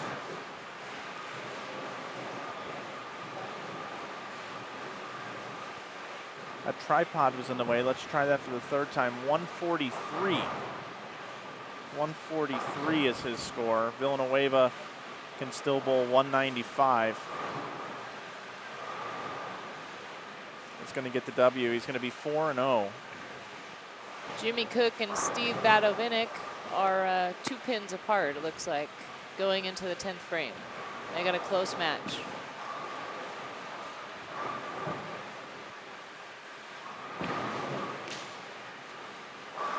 Westfall with a big double.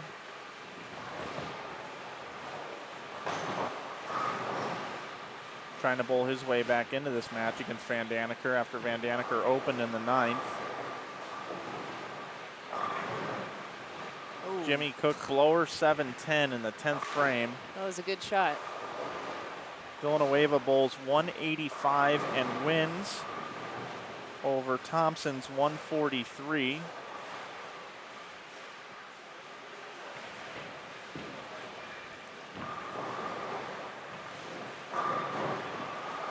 Good shot by Westfall. Now Jimmy Cook attempting to pick the 7-10. See if we can He's have going some for it, too. inside bowling split action. Yeah, No love there. not at the moment. So he shoots 200. Yep, Jimmy Cook bowls 200. Steve can go out for 211. I think it's 221. 221. I think it gives you the extra Correct. 10 there in the 9th. You can add 40. I'm still learning these scores Yeah, also. yeah. Hard to figure out the new scoring. Westfall really delivering some good shots here down the stretch. Vern opens, bowls 159. That is not what Vern was looking for after bowling 248 in the last match. Steve got the first shot in the 10th to shut out Jimmy.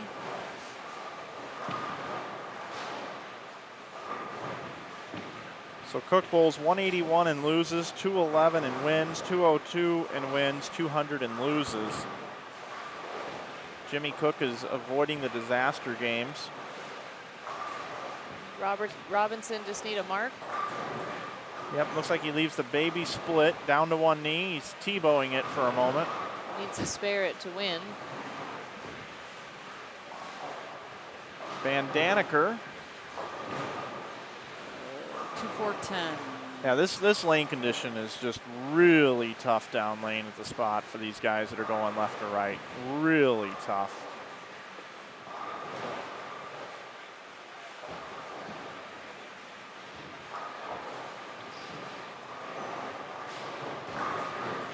Good shot by Steve. Yeah, he's looking good.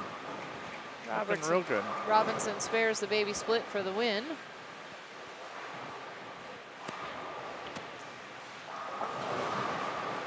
And Van Daneker opens in the 10th. 175. 175. Westfall gets a win. Well, looks like our standings are going to change a little bit here. We'll get the numbers as soon as they come back up. So Brian Westfall defeats Eddie Van Daneker 197 to 175. Jimmy Cook loses to Steve Batavenik 221 to 200.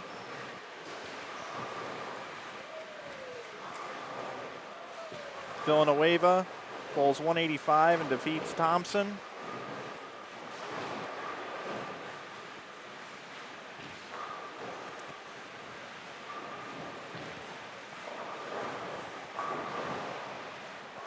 We just got our Starbucks delivery. We sure did. We're Missed gonna Ari. we're gonna bring that up on the camera here in just a second as soon as I get this last score written down. Well, cheers. Batavenik 221 gets the win. Robinson 168 defeats Peterson's 159. So Robinson, Westfall, Batavenik, and Villanueva. Oh boy. Yeah, Villanova. Villanova, college basketball has started. They all win that particular game. Hey guys, we'll bring it into the booth. Coming full circle here after 4 games, Harvey Johnson has delivered the goods. He has delivered the goods. How about a little cheers here up here in the booth? How about that? Cheers. Thanks, Harv. Thanks, Got Harvey. my coffee here. I don't even know what I got. I said surprise me. You got a mocha. Oh, nice. You know, it's the most wonderful time of the year. That's right. And Should have Harvey had him Johnson, bring a cranberry bliss bar. Those are really good. You are a rock star, Harvey Johnson. Wow. We love Harvey. We do. I'm going to take a Team sip Harvey. right here on the air. All right. Good. All right. Let's Okay. standings after 4 games. Steven Villanueva plus 122. Do they have the? I had him at plus 137. So I don't think they've added the. There we go. Steven Villanueva plus 152. I had him at 137. Second place, Steve Batavenik, 108 plus 108. Third place, Robert Robinson plus 88. Fourth, Jimmy Cook plus 54.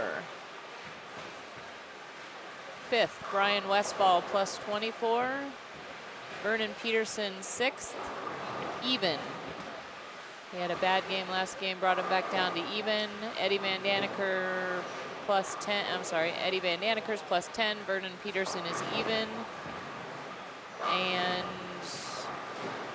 Austin Thompson is only going to get better. He is only going to get better. Villanueva is plus 152. Just did the math here.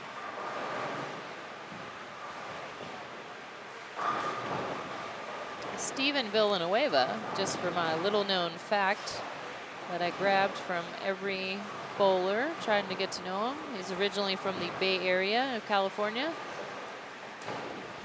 He was once on Junior Team USA back in the early 2000s.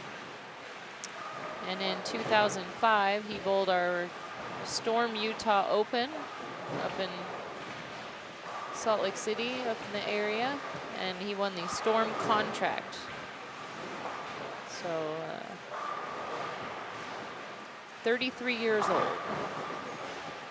Current leader of our $10,000 scratch event here at the ABT South Point Arena.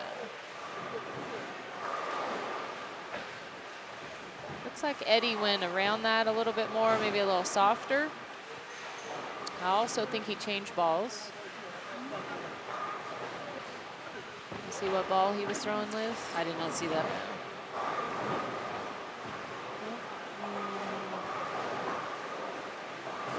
Sorry, I'm just catching up on the chat because when I did the banning, it didn't move anything along here. So, you have any questions? yeah, we got a few odd questions here. Early double by Van Daneker.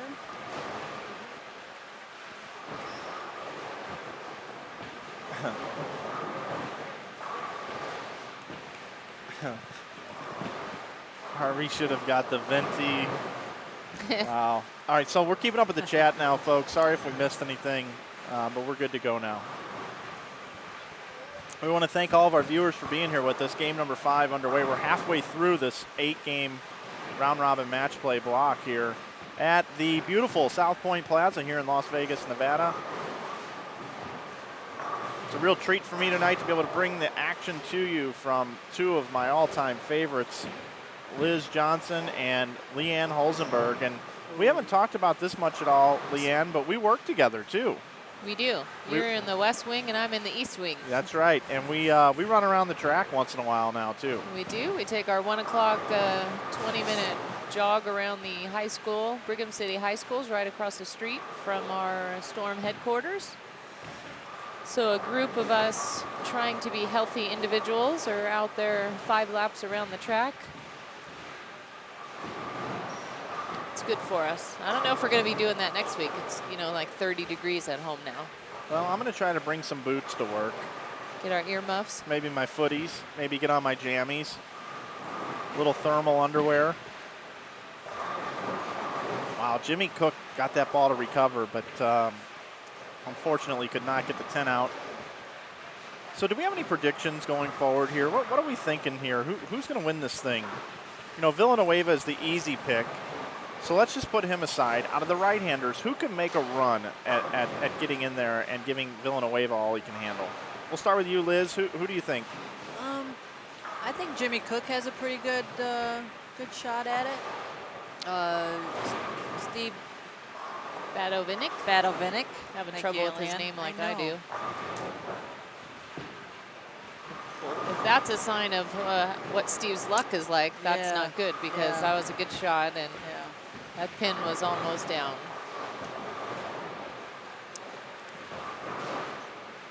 I like Steve Badovinic's game. He can go straight. He can kind of circle it a little bit. He's got a good arsenal of equipment, and he's not afraid to change balls. He's already thrown 3 different balls today so far. I think if Jimmy Cook could stay with it, he has a good shot. Yeah, his game is looking pretty good right now, too. What about Robert Robinson? I think if he keeps his head on straight, he'll be okay. He's got to try to stay out of trouble here, not get too frustrated. Yeah, as he has a good game he has to move in deeper as they break down, he probably starts to have a disadvantage. When I watched him bowl, he seemed like the more he had to move in, the better he got. But I think sometimes at this level, when you especially get towards the last couple games, it just starts getting mental for some of these guys. I wouldn't count Eddie Van Daneker out either. Eddie has as much experience as anybody. He just made a slight change in his game right there. I think he went a little softer. He's starting out with a triple. And he's got a turkey to start this game, so. Villanueva's your leader at plus 152. In second, Steve Badovinic at plus 108. Third is Robert Robinson at plus 88. Van Daneker starting out with a 4-bagger. Here comes my my big game right here. Yeah. but I already got my coffee, so this might be for tomorrow's coffee. You're right. How's your coffee? Early morning. I'm almost done. But I was thirsty. Somebody in the chat said that my 269 prediction is very safe. I said that earlier. Never know. Not if Eddie Van Daniker has anything to do with it. Something like that.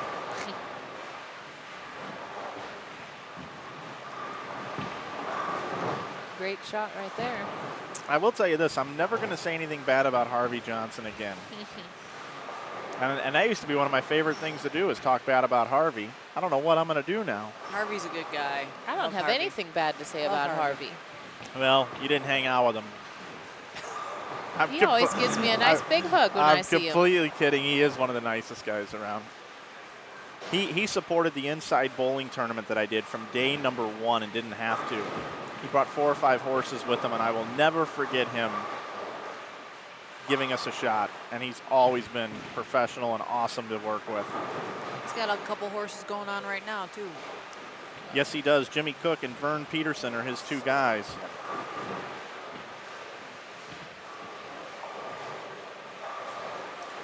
Harvey's a good bowler, too. He should have bowled this. I've never seen Harvey bowl.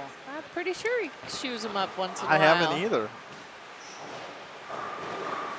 Wow, Jimmy, 4.67. You know what, though? I kind of like Jimmy Cook throwing a shot and going high because that means the lanes are coming to him. It's when he's leaving those washouts and those buckets and those 2-8-10s and 2-8s. When he sees ball reaction on a shot, that's a good thing for him.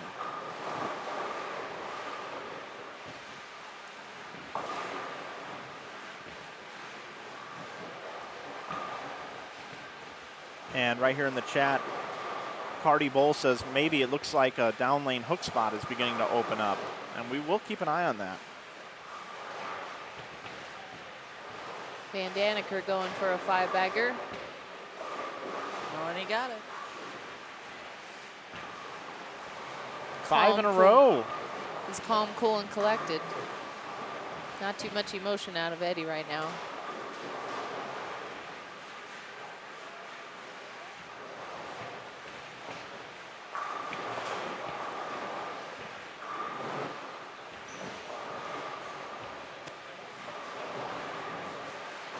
We've got some Harvey Johnson comments here. Brad Edelman says he watched Harvey bowl doubles with Ari in Terry Leong's doubles tournament a couple weeks ago. Harvey can definitely play. And Do Work says Harvey will give guys the business up 1 and 2. I thought he was a pretty good bowler. Seen him bowl a couple tournaments up back in California. Van Daniker 2-8. Very important for him to pick this up.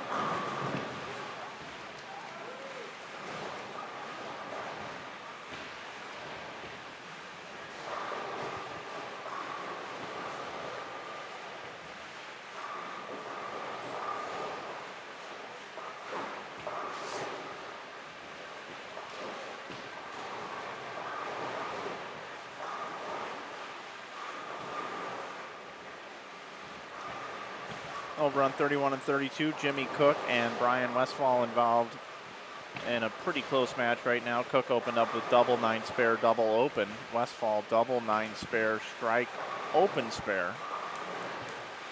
See Robinson. That's the old PBA washout. The washout plus the 6-pin. Bowling against Steven Villanueva, who is just doing what Villanueva has continued to do for the first 4 games. He's continuing into the 5th game with double 9 spare, 9 spare, 9 spare. If this was a 9-pin no tap, Steven Villanueva would have a much larger lead than he currently does. Just pointing that out for those of you that are interested in 9-pin no taps. That's all I've seen him leave is 7 pins. He's been sparing them up. Staying out of trouble and winning matches. Plugging right along. Jimmy Cook on an open. And we saw on lane 31, he did go high. May have made a little adjustment, or maybe it was just a bad shot, but the lanes are coming to Jimmy Cook. I think Liz Johnson, you're right with saying that Jimmy Cook is someone that could possibly give Villanueva a run for his money. And we just saw Villanueva almost 7-9. Change balls. He went to a shiny. He's been throwing 2 dull balls, the Crux and the Sinister with the little surface, and he just changed to a punch out. I don't think he liked that reaction, though. Looks like he's Now here's Cook up on the left lane again. Last time he went high. Let's see what he does here. Ooh, better shot. Now, do you think that lane 31 hooks more than the other 8 lanes? Out of this 8-lane bay, the other 7 lanes, I should say. Do you think maybe 31 being next to the wall there could be hooking more? I think Robinson went high quite often on that. He's already bowled 2 games on that pair, and his misses were high on that lane. Something to think about as we move forward. If you're just joining us, we did mention earlier that the position around game, lanes 33 and 34 will be where your leaders are. And lanes 35 and 36 will be 3rd and 4th. 37 and 8 will be 5th and 6th. And 31 and 32 will be your 7th and 8th match. Van Daneker out of camera, or actually right on your camera, leaves the 10 and covers it. Take you back over to 31 and 32 Westfall. Goes Brooklyn for a strike.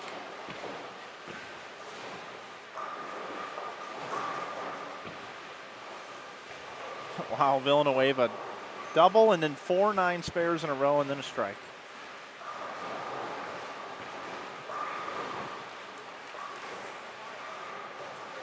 Bring on the no tap.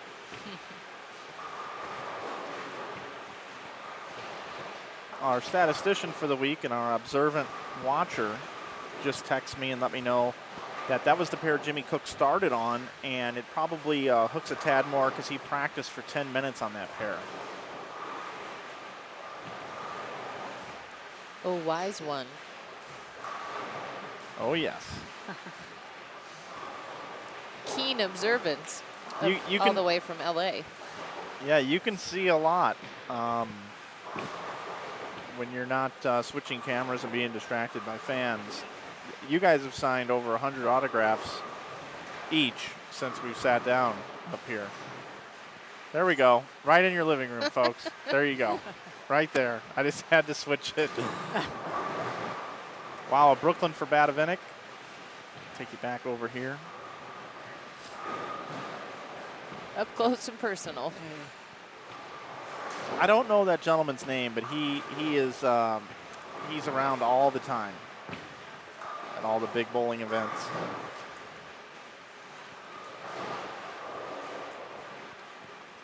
Having Fun wants to know if you two are going to be bowling any of the events out here. Liz has got a good bowling schedule coming up. Yeah. Let's see. Holiday doubles in December in St. Louis. Mr. Flanagan. Yep, with Adam Barta. With Adam Barta, my doubles partner. Mr. High Average in the country. Yes. 253, I believe it was. That's pretty darn good. That was, I believe, 80-something games for Adam. While we're talking about that, I got to give a shout out to my friend and fellow staffer with Storm, John Brocklin, the high sport league average in the country. I believe was 232. I believe Shannon Plahowski got the women's high average, 245. Yep. She took my average away. I had it 244 for a few years. Wow. A couple years in. Now, was that with the bumpers up? Did you have the bumpers up? I had no. Okay. I never had bumpers. I wasn't sure. I think every bowler that just puts one hand in the ball, the bumpers should automatically come up for them. And then when the two-handers bowl, they don't get the bumpers. I think that's what we need to balance the sport out.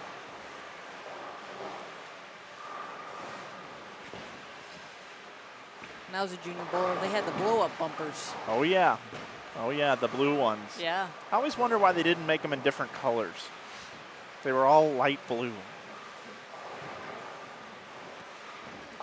I was the only person that was asking why they don't have them in multiple Different colors. colors.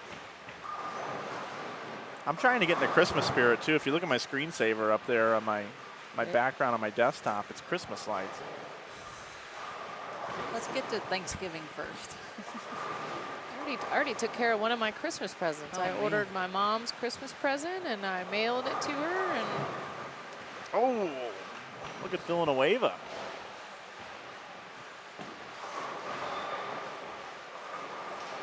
it's a good match right here. Van Daneker and Badovinnik. Slight lead to Van Daneker.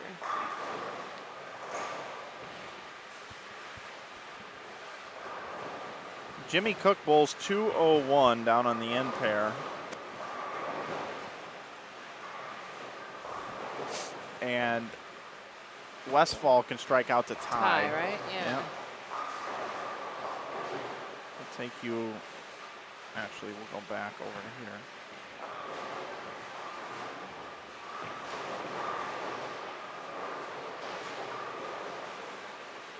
So here's Westfall up in the 10th frame. Needs them all for a tie.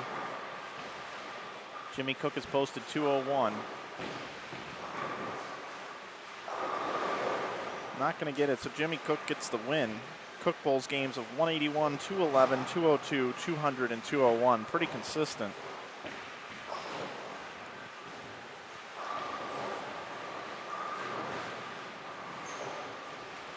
Van Daneker in the 10th frame. Bowling one of the biggest or highest games we've seen so far. Go out for 246 with the fill ball. Yeah, and Badovinnik can still bowl 247. Good match. Boy, that would hurt if you bowled 246 and lost.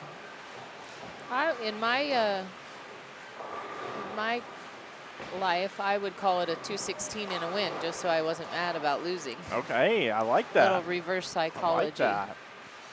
Still 46 pins no matter what. So good game by Eddie Van Daneker. 245. Good game. 245. It's actually a huge game on what the scores are right now. Westfall finishes with 190 and is defeated by Jimmy Cook's 201.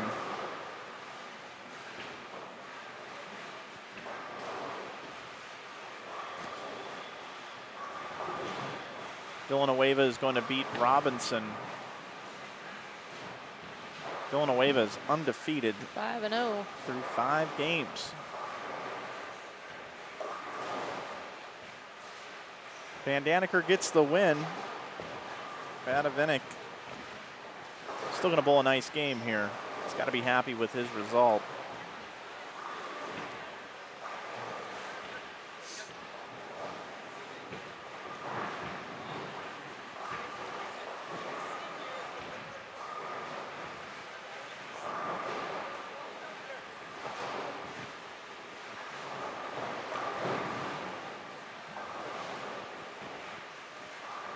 Badovinnik can still bowl 235.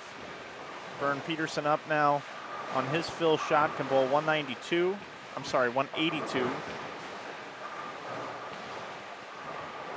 He finishes with 179 for Vern.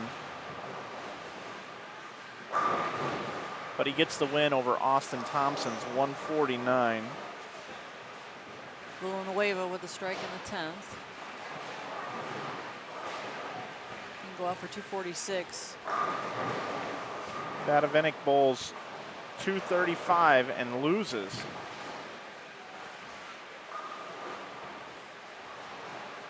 Van Daneker, that's just bad luck.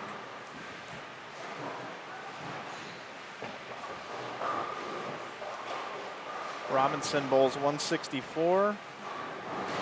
And Villanueva can bowl 246. He can edge Van Daneker by 1 pin here. So Van Daneker shoots 245, thinking he can pick up some sticks on the leader, and he's going to break even or maybe even fall back another pin.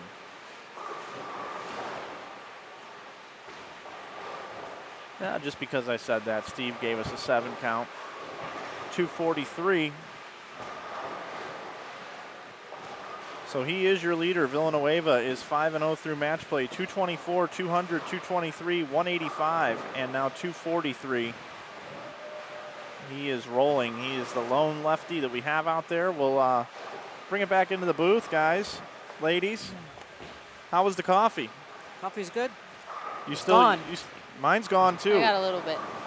So for those of you that want to know how long it takes us to drink coffee, Not even one game. not just Yeah. Polished it off.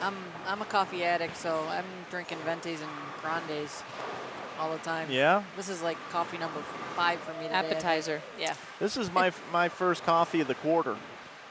Believe it or not, it really is. It's my first one of the quarter. But it was good. Thanks, Harvey Johnson. Harvey's the best. He's in the building now. But Checking on his boys. oh yeah, yep. Maybe giving them a pep talk. I think so. I'm really enjoying this here tonight. And we hope you are too. Thanks for watching us. Thanks for being in the chat. And we're 5 games through this 8-game block. We got 2 more games, and we'll have a slight break for position round. And then that's going to be it. $10,000 to the winner. $5,000 for second right now. Steven Villanueva, he's counting the $10,000 right now. So we'll see what unfolds over the next 3 games. You know, will Villanueva continue to go undefeated? You just don't know. In our next matches, we're going to have Westfall against Robinson, Jimmy Cook against Villanueva. That'll be our featured match. Badavinik against Austin Thompson. Eddie Van Daniker goes down to the end pair to Bull Vernon Peterson. Let's take you there now. Back out to the lanes. Jimmy Cook, first frame against Steven Villanueva, trying to break the leader, so to speak. It's a good way to get it done. Good start there for Jimmy Cook.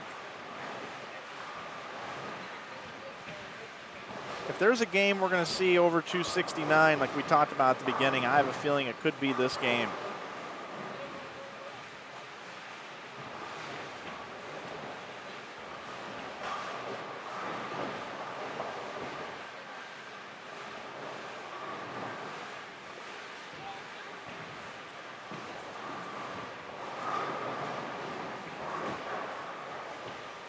Okay, so they've updated the standing. Steven Villanueva plus 225, first place. Second place, Steve Badavinik plus 143. So Villanueva's got an 82-pin lead right now after 5 games. Third place is actually a tie between Jimmy Cook and Eddie Van Daniker, third and fourth. At plus 85? Plus 85. Fifth place, help me out, Liz. Robert Robinson, plus 52. 52. And then sixth place goes to Brian Westfall. Plus 14, and Vernon at plus 9. And then Austin Thompson. Still looking for his first win. Robert Robinson changes balls.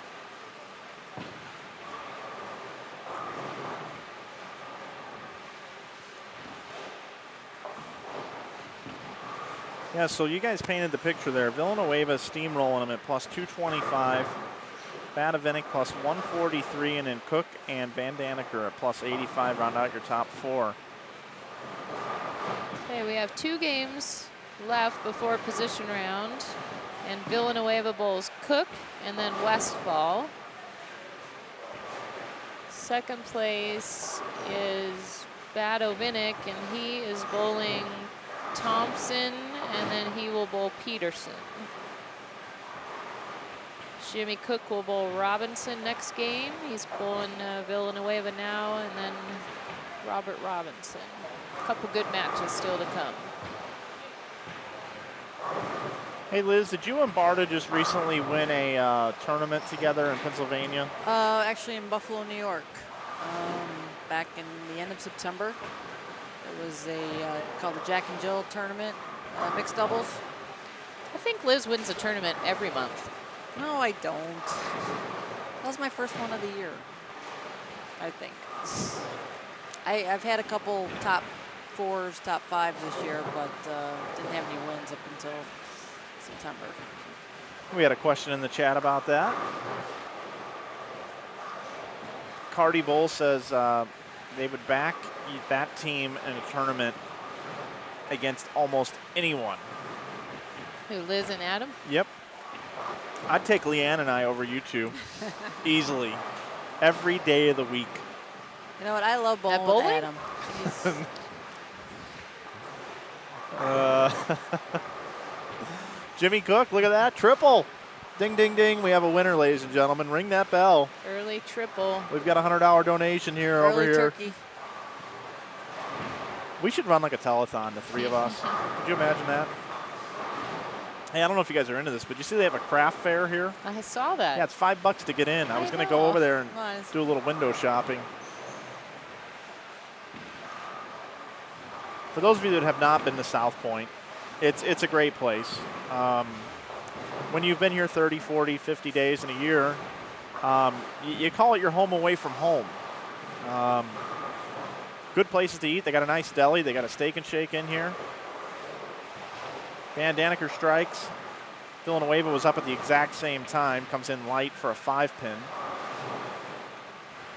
But South Point is just about 7 or 8 minutes south of the Strip, down the 15. Or you can also take Las Vegas Boulevard. It'll take you a little bit longer to get here, but it's a little more scenic. And you cross, you come across a couple of really nice shopping malls. One is an outlet mall. The other is an upscale mall with a couple of nice restaurants. There's a B-Dubs on the way. And it's a nice little drive down here. Mike Moniak and his staff and everyone here at South Point really like to take care of the bowlers. So if you've never been here before, I suggest finding an event that you can bowl, making it a trip, and coming out to South Point. I think in the next couple of years, everyone will be here because of the USBC Open Championships being here. And we're going to break in the place with the Women's Open Championships in 2016. And then the Open Championships will be here in 2017. And then The mixed championships, too. and every other year, it looks like, right? Villanueva 7-9s. Yeah, you guys are absolutely right about that. And if you at home couldn't gather that quick enough as they rattled off those dates, just take a look at those masking units. Women's Championship says right below exactly what years they're coming, and the Open Championships as well in the mixed. Everybody loves Las Vegas. Maybe not you and Liz, since you've spent more time in Las Vegas this month than you have at home. I was actually just telling Kim this. I would move here. I would move here. I would be poor if I moved here because I'm a very bad gambler. Yeah. I think this is my 16th or 17th night this month here. I'm just behind you. I'm behind you by a couple of days. Westfall misses the 6-pin. No bueno there. He doesn't look happy about it either. Not that he should be. No, so down on 31 and 32, Van Daniker open, double. Vern Peterson, double, 9-spare, 8-spare. One of Van Daniker's strikes was Brooklyn, by the way. Jimmy Cook looking for 4 in a row. Ooh. And think there's there's a the little- 2-5. I think there's a little hang spot on 36. I think Saw that last time he bowled on that pair. Yeah, was it Van Daniker on that pair before? Somebody on that. Thought it was 36. Did the same thing. Yeah, 35 and 36. Yeah, last game.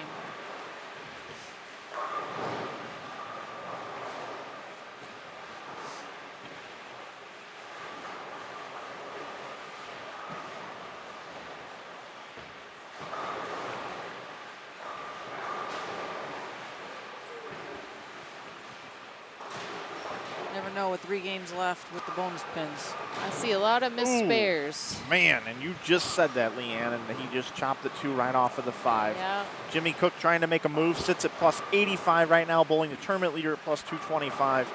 Opens with the first 3 in a row and then chops the spare. Spares are crucial. Not easy to pick up when the lanes are hard and get a little rushed and a little tense, but gotta take a little time and make your spares.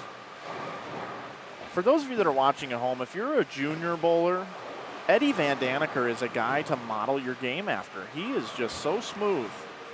Great balance, loose arm swing. Stays down through the shot. Also like Jimmy Cook's game. This is the first time I've seen him bowl.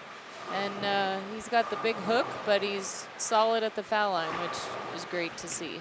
I will tell you that I've always thought that shorter people are better bowlers because they're not like a big building that can just fall over if something's out of whack. Norm Duke, Pete Weber, a lot of these shorter stature guys, if they fall off a shot, it doesn't even look bad. But you got a guy like Walter Ray over the years who, if he falls off a shot, he looks like he just made the worst shot in the world. And to watch Eddie Van Daneker as a shorter stature guy stick every shot, and in exactly what you just said, Leanne, Jimmy Cook, who's a taller guy, more meat on his bones, so to speak, and for him to be able to stick the shot, I believe is that much more difficult to do with the way his body is made up. So you're right. Jimmy Cook, he's got a very solid game and much harder to repeat being a taller guy.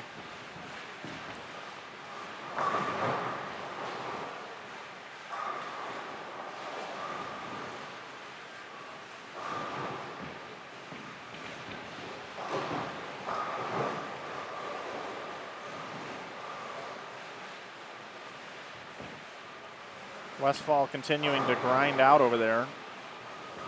Just grinding away. Vern Peterson doing the same thing. Peterson double, 9 spare. Picked a split, 8 spare, now strike. Jimmy Cook on the right lane again. Same little hang spot, little carry down.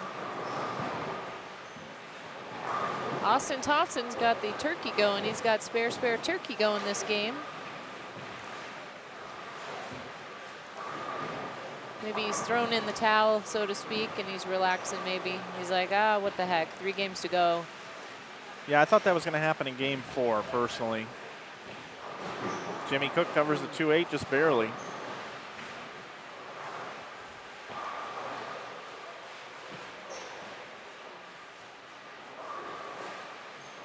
You're watching game number 6 of the 2014 ABT Fall Nationals Scratch Finals. Mike Flanagan, Leanne Hulsenberg, and Liz Johnson bringing the action here. $10,000 up for grabs, with the last cash spot coming in at $1,000.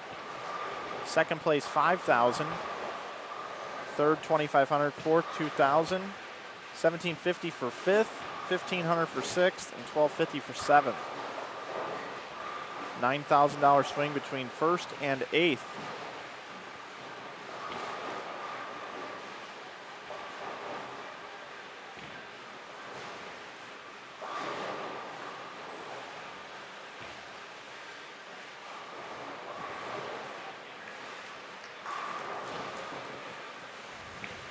So Jimmy Cook now with that split opens the door for Villanueva.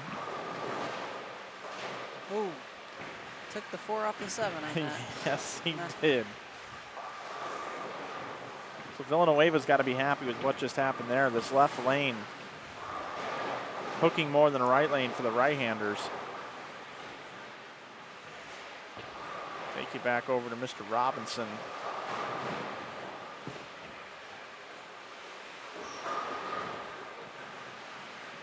If you miss left, you're really missing left.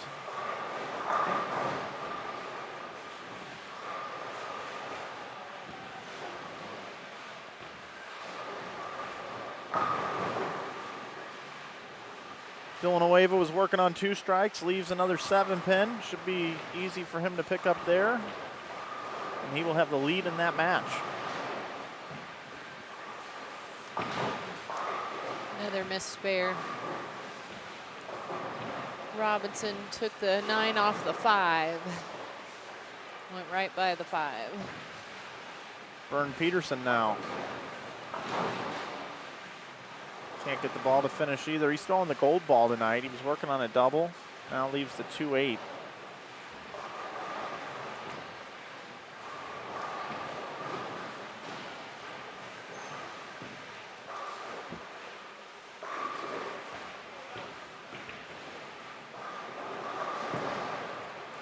They don't look so pretty right now. Getting another better transition.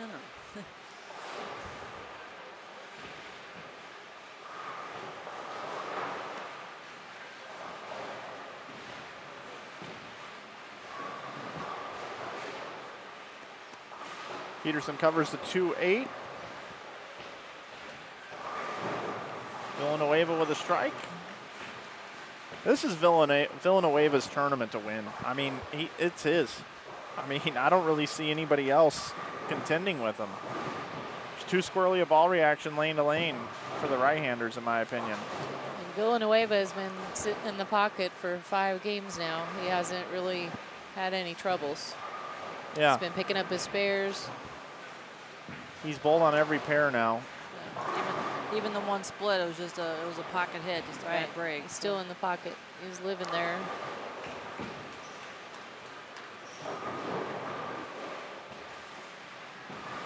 And Jimmy Cook on the lane with the hang spot gets it in just a little bit and goes right through the face and cannot break it up and pays the ultimate penalty. He leaves the 6-7. Although this is sparable. It's about a 20-1 odds here. What do you think? Think he's going to slide it over? I don't think he's using a spare ball, so.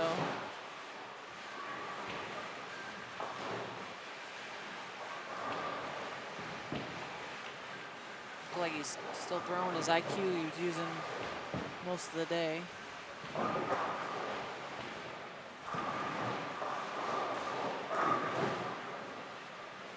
Robinson with a good shot there. He's got a good look. He had a 1 bad shot last frame.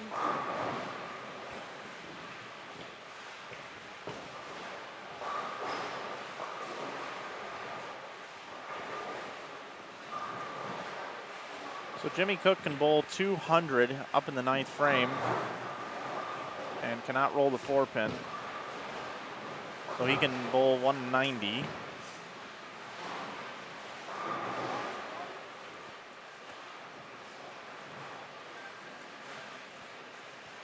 Villanueva can still bowl 224.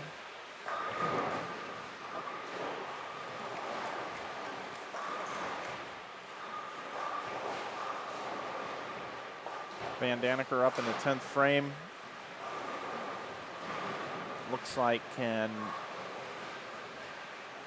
bowl 201. Vern Peterson can still get the win down there.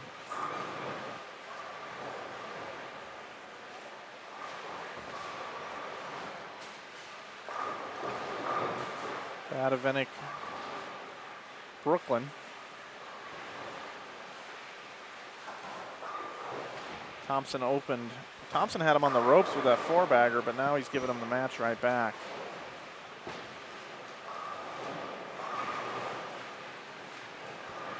Villanueva up in the 9th, working on a strike. There's a double. Van Daneker. 201 for EVD. EVD, I like that. EVD. I like that. And Vern Peterson can still bowl 218. So spare strike for Vern, and he's going to get the W. Robinson just finished out with a 237.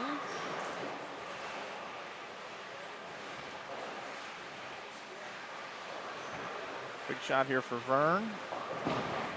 Ooh, almost 2 10s. Villanueva leaves the 5-pin.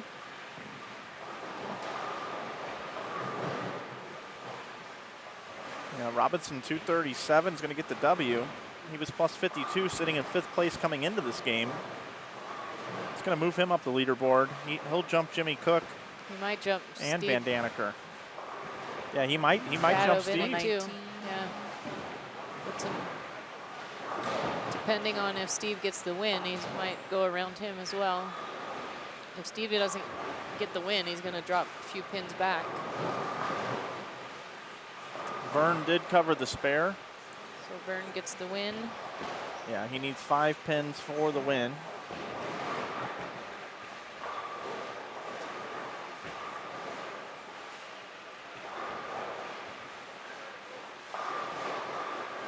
Ooh, that was right off his hand.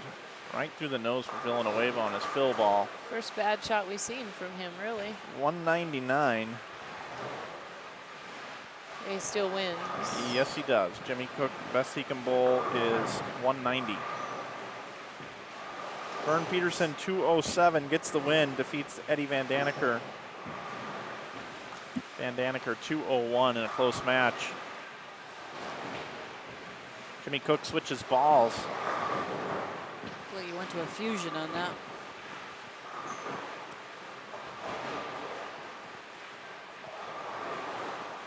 .173 for Westfall.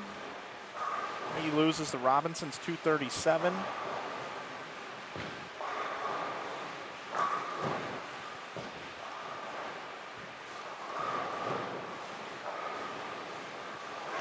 Spare for Jimmy Cook. And the Thompson-Badavinik match will be the last one to finish out here on lanes 33 and 34. Thompson, if he can throw two more, he'll shoot 194.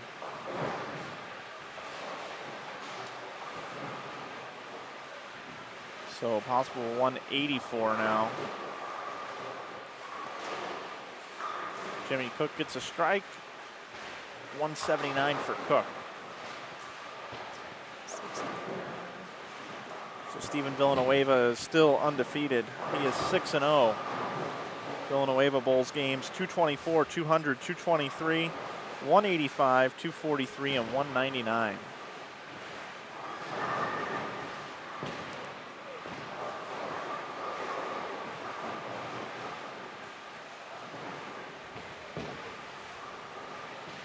So Steve Badavinik can still bowl 188.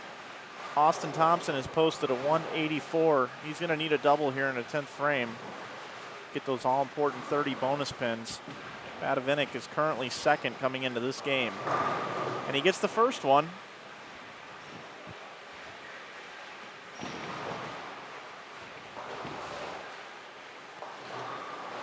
I want to thank everybody for joining us. It's late on the East Coast and Central Time Zone at this point. It's late here, ladies. 11:28 Pacific Time here at the ABT Fall Nationals 2014 version scratch finals. LJ, Liz Johnson, and Leanne Hulsenberg here, along with myself, Mike Flanagan, bringing you the finishing of game number 6, game number 7 coming up next, and then an all-important position round, game number 8. And we're going to call it a day. $10,000 to the winner, and right now it's Stephen Villanueva, your favorite, 6-0 through match play. And look at that. How about the big double for Badavinik? He's a bad man. Bad Steve slapping it Bad off. Steve, yeah. Good shot. That's crucial. He's going to be basically going for second place, so that's crucial for him to still a chunky paycheck for second place. Made a good comeback that game, too.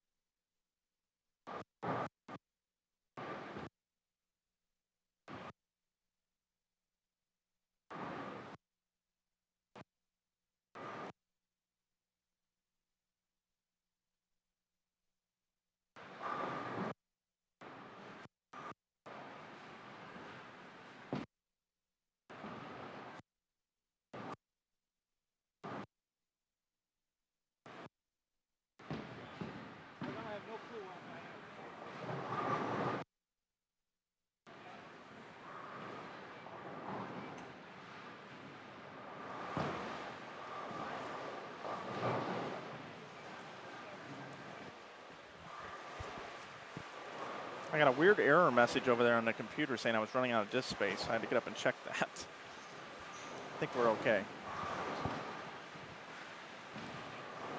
What did Badavinik finish out with? Do we know? He got the win. I do know that. I'm going to go check that real quick. Steven Villanueva is going to bowl Brian Westfall on 31 and 32. Jimmy Cook and Robert Robinson on 33 and 34. Van Daneker and Austin Thompson, 35 and 36. Vern Peterson and Badavinik on 37 and 38.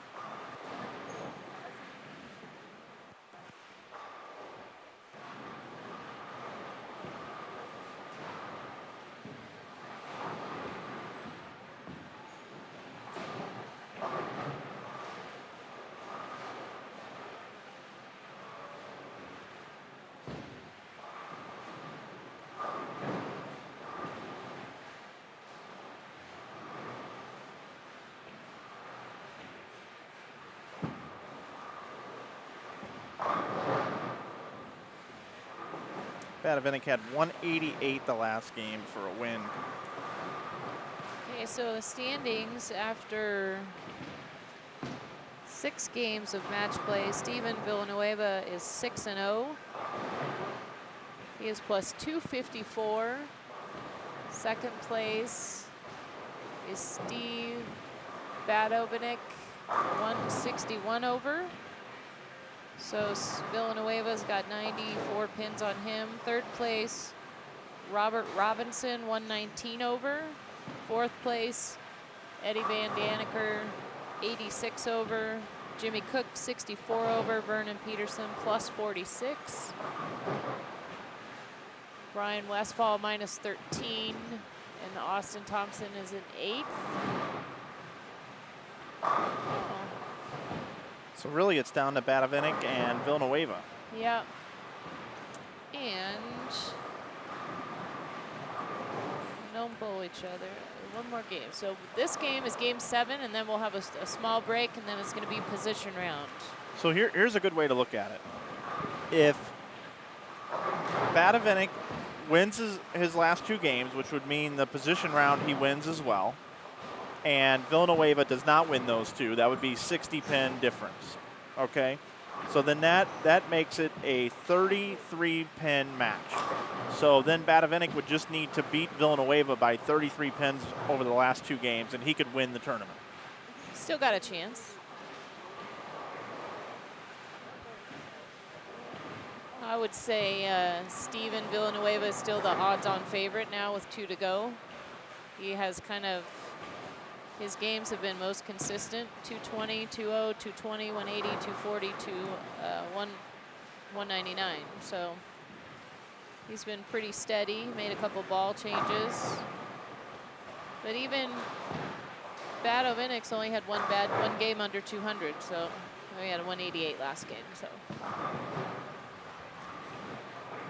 Well, here's something interesting, folks. Westfall starts with the first 4 against Villanueva. Yeah, he's helping him out. Still got that little bet going on too, huh? More coffee. Not tonight. We're gonna need some in the morning. So can we create some drama here? Let's pull for an exciting finish. Yeah, no kidding. I don't want to wish any bad luck on Mr. Villanueva, but it would be nice to get some excitement here. And when Villanueva makes a bad shot, he leaves a 7-pin or a 6-pin. I mean. And he spares it. Yes. Haven't seen him miss any of his single pins. So. Nope, but now that you said it. I know, kiss of death. I'd like to know from the folks in the chat, everybody that's watching here late night, How many of you are right-handers in the chat? How many of you are left-handers in the chat? Who's pulling for the lefty? Who's pulling for the righties? Let's hear it. Van Daniker tumbles out the 2-pin.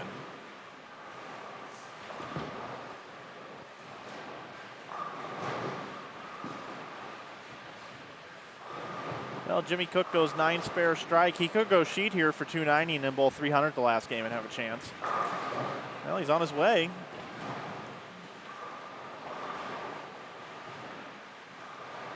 Let's go to Badavinik real quick. It's a double for Steve Badman. It's a bad double right there. That is. Villanueva says, I'm all right. I'm all right. There's another shot in the 1-2 pocket for me. I'm going to have a seat, relax some more. Van Daniker. Nice ball reaction, but just occasionally comes in a little bit light, hits that hang spot. It's that pair in 35 and 36 has big hang spot. See it every match. Jimmy Cook on his way to 290 this game. And you can see right there, he's feeling it. He's enjoying it, looking up at the crowd, looking at Harvey. He's got his crowd there. I want Jimmy Cook to bowl 290, so you'll bring me coffee tomorrow. Well, there you go. That'll be perfect. Westfall starting out with a 5-bagger. 5-bagger for Westfall. He says, take that, leader. I'm not afraid of you. Take that 269 bet up in the booth. Take that.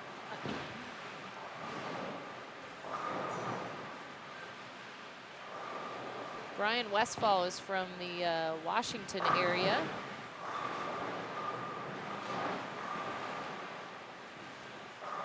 Did you know that Brian Westfall finished 18th in the Junior Gold Tournament in 2008? Really? Yeah. And we just jinxed him. 5-bagger split. Yeah, he was a really good junior bowler. Doesn't really bowl out of the tournaments now. He lives in Seattle, so that's, you know, hard. There's not a whole bunch of tournaments. He bowls a bunch of the Southern Oregon scratch tournaments and bowls all the ABT events. See if he can make that spare. 3, 4, 6, 10. Nope.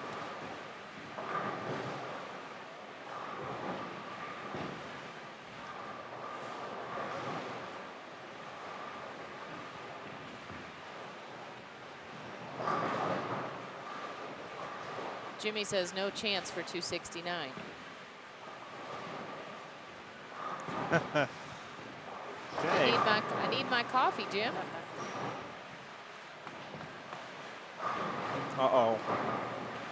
Uh-oh.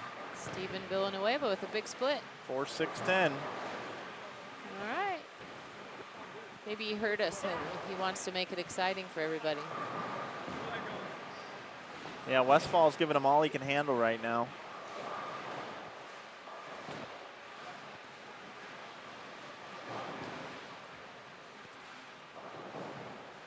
Robert Robertson looked like he just got hurt. Looked like he just got what? Looks like he got hurt. Yeah, he looks like something's wrong with his wrist or something. Yeah, something's going on with him. Vern Peterson flat 10. Back over to Jimmy Cook.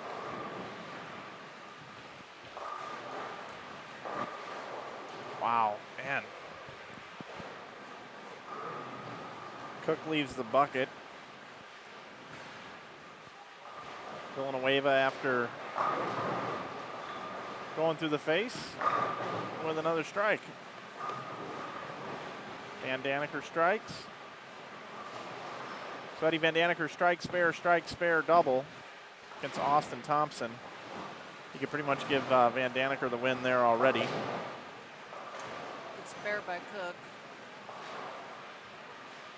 Now here's Westfall trying to play spoiler here, make things interesting.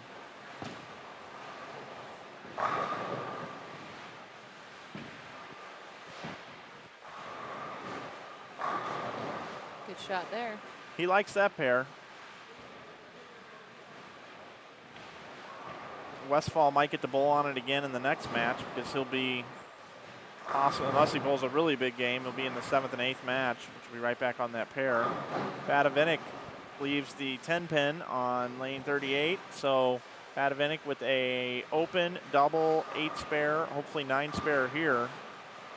Vern bowling a good game against him, so if he's going to try to make a run here and have an opportunity in the position round game, create a little drama for us, he's going to have to put his striking shoes on. Go back over to Westfall, who's bowling good. Another strike for Westfall.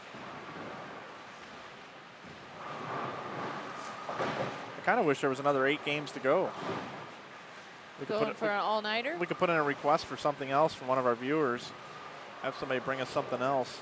Do some pot games. Yeah, pot game sounds good.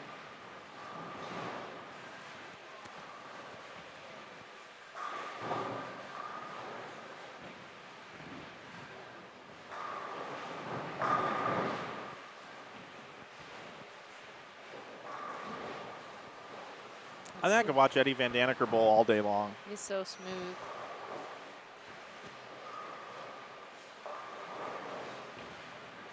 Similar to, who's that guy you were talking about earlier? Ronnie Russell. He's a little guy, kind of has that same build, right? Yeah. Yep. I'm telling you, there's something about being low to the ground and being a bowler that just gives a huge advantage. Robert Robinson hurt his wrist. Yeah. He's not, he's wincing and the ball came off his hand very carefully.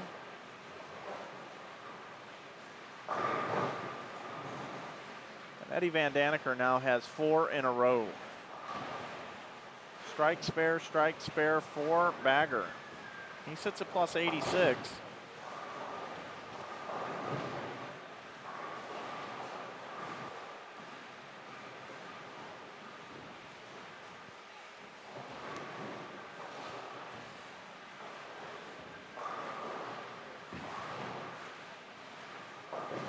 You're right, he is in some pain. Just hope he can get through these last 12 frames. I wonder if they have an alternate on hand. He's in 3rd place right now, so I'm sure he's going to try to gut it out a little bit.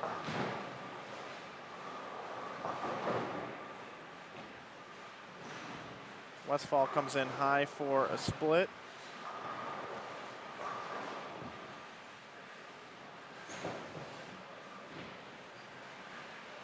Robinson was in 3rd coming into this game at plus 119.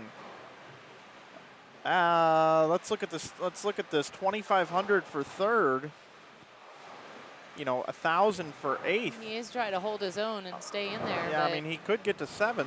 He's got Van Daniker and Jimmy Cook and Vernon right behind him with some wins, and they'll be catching right up to him. Yeah, so this is a costly injury. You might want to gut it out, kind of. We can wrap it up or something.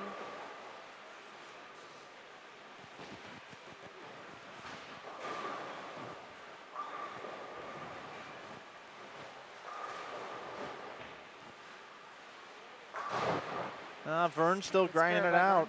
He's got, he's clean through 7 frames. Badavinik needs a double here desperately. Definitely.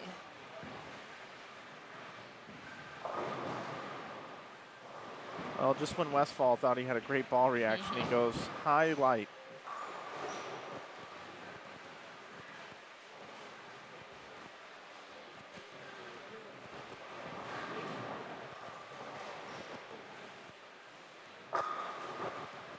Great shot. Good ball reaction there. Now here's Badavinik looking for a double.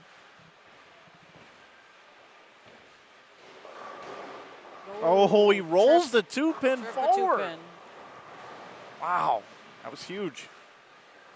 That was huge. Puts him up by 3 pins, I think. Well, I'll tell you the interesting thing. Villanueva can strike out for 216, so Westfall needs them all here to shut out Villanueva. Needs them all for 217.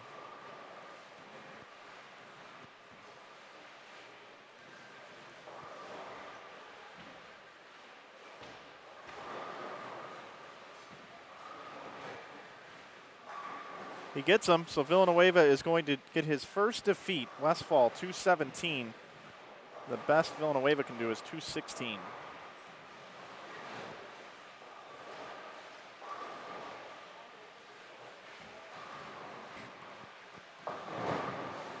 And got you there a little bit late, but Badavinik goes light for the washout.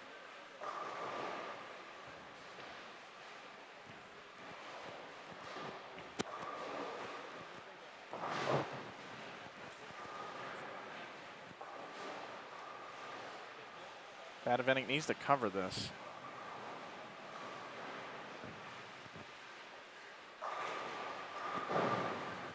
Villanueva gets the strike on 31 and 32. Van Daneker now 6 in a row.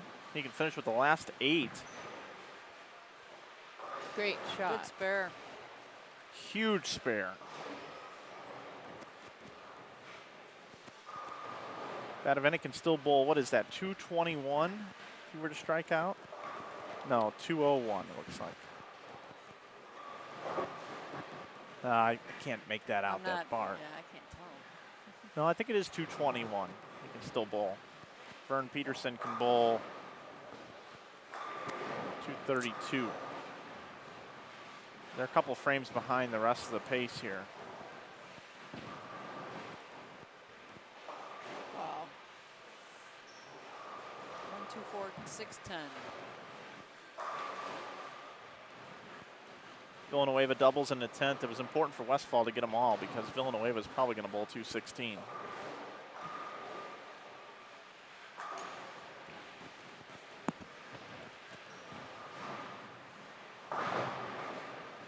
Van Daneker bowls 249. 79 puts him 165 over.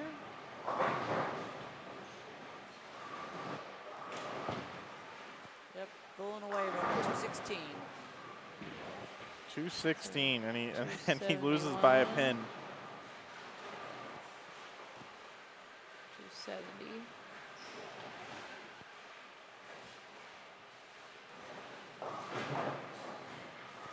Wow, Jimmy Cook. They're tough on the right. That's all I got to say. I'm not saying they're easy on the left, but you got a much.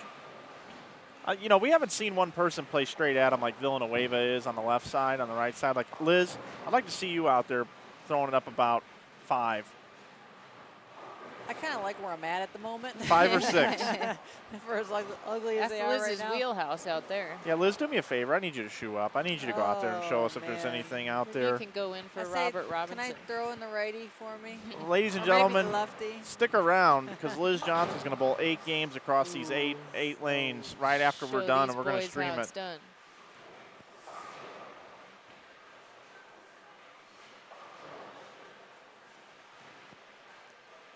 I would have to say, as ugly as they got, probably moving right and just kind of keeping it in play wouldn't hurt. Jimmy Cook threw a bad shot in the 9th frame and split, and he threw a good shot in the 10th frame and split. Pocket 7-10. He's still going to win. He's still going to go around Robert Robinson. He's going to move up a spot. Badavinik just threw a Brooklyn strike in the 9th. So Jimmy Cook 196 and a win.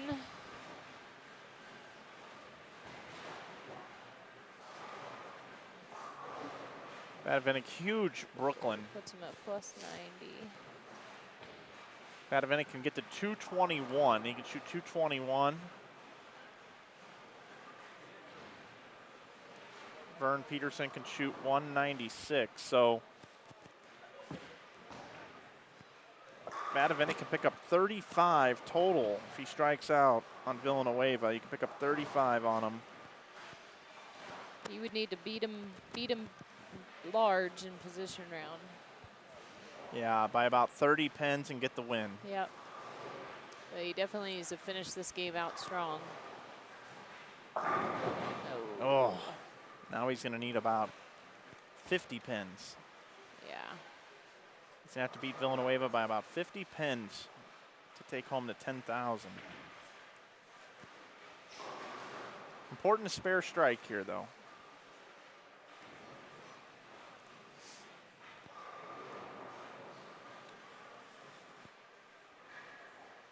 Having fun. Good question in the chat. Will they get practice before the final game? I was told that if they get them turned over in under 5 minutes, that they will not get any practice. They will go directly into the next game.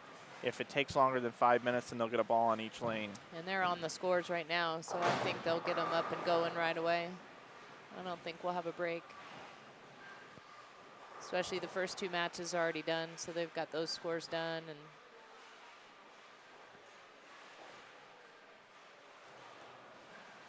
so 190, 163 for Robert takes him backwards. 37, so he's at 82 over. Drops him back a couple spots. Badavinik, good shot, sticks it, still hanging in there. 201 for Badavinik. And the victory over Vern Peterson. Vern can fill it up for 196. This just hasn't been Vern Peterson's night.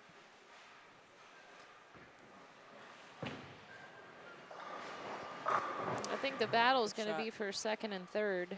Eddie Van Daneker and Bad Steve are 27 pins apart. So even though Steve is Badavinik's bowling first place, he's got to kind of work hard to hold his second place spot. As with a loss and a Van Daneker win, he could lose second place, which is a good chunk of change. And Vern, something not, so he gets a strike.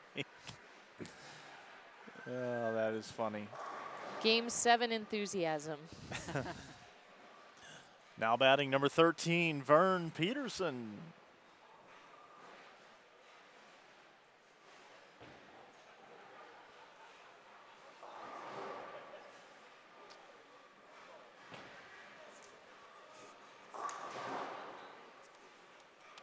All right, so Vern, it's 193 for Vern Peterson. So plus 39, okay. You got a rundown for us? I do. I've got, I was kind of waiting to confirm it up there because the scores change awfully quickly. Villanueva should be a plus 270, right? That's what I have, plus 270. Badovinac, 192. Yeah. EVD, 165. And then I have Jimmy Cook, plus 90. Robert Robinson, plus 82. Vern Peterson, plus 39. Westfall, plus 34. Austin Thompson is a little bit minus. Minus the building. Minus a little bit. Currently. All right, well, we'll bring it into the booth and we'll look at us for a little bit. Hey, guys, this has been fun tonight. We got one game left. Looks like Villanueva's sitting at plus 270. And Badavinik plus 192, so that's a difference of 78 pins. So Badavinik is going to have to defeat Villanueva by 48 pins for a tie. Then we'll have overtime where we'll have one more game that we have to watch, and that would be exciting. We'll make Harvey run to Starbucks again for us, but that's what we're looking at right now. And remember, second place is $5,000. Third place, $2,500, and between second and third is just 27 pins. So that's a $2,500 situation between Eddie Van Daneker and Badavinik. And personally, and I'm sure you guys agree with me, Eddie Van Daneker's got a much better look to the pocket coming off of that seventh game right there than Badavinik. So Badavinik is going to need a big game. Yeah, Badavinik's threw a couple Brooklyns that game, so I don't know. Heading over to lanes 33 and 34 for the position round. Remember, 35 and 6, we believe, has the hang spot and is a much tougher pair than 33 and 34. So that could come into play as well as we head into this Van Daneker just bowled on 35 and 36, and he's going to bowl on that pair again. So that could be an advantage for Eddie. He just shot a good game, Van Daneker. Yeah, Van Daneker just came. He gets to bowl on the same pair. So okay. I'd say advantage EVD. Yeah, and in Villanueva, he's been right around the pocket all night. I really don't see him him falling victim here. He should take home the 10,000. Yeah, he just has to stay out of trouble. Yep. And it looks like they're getting the scores put together here pretty quickly. I don't believe there's going to be any practice, as we talked about earlier. Doesn't look like it. Any surprises here tonight, ladies? Anything surprising to you? I would have thought maybe Vernon would have. Yeah, I'm not picking on Vernon, but no, yeah, not at all.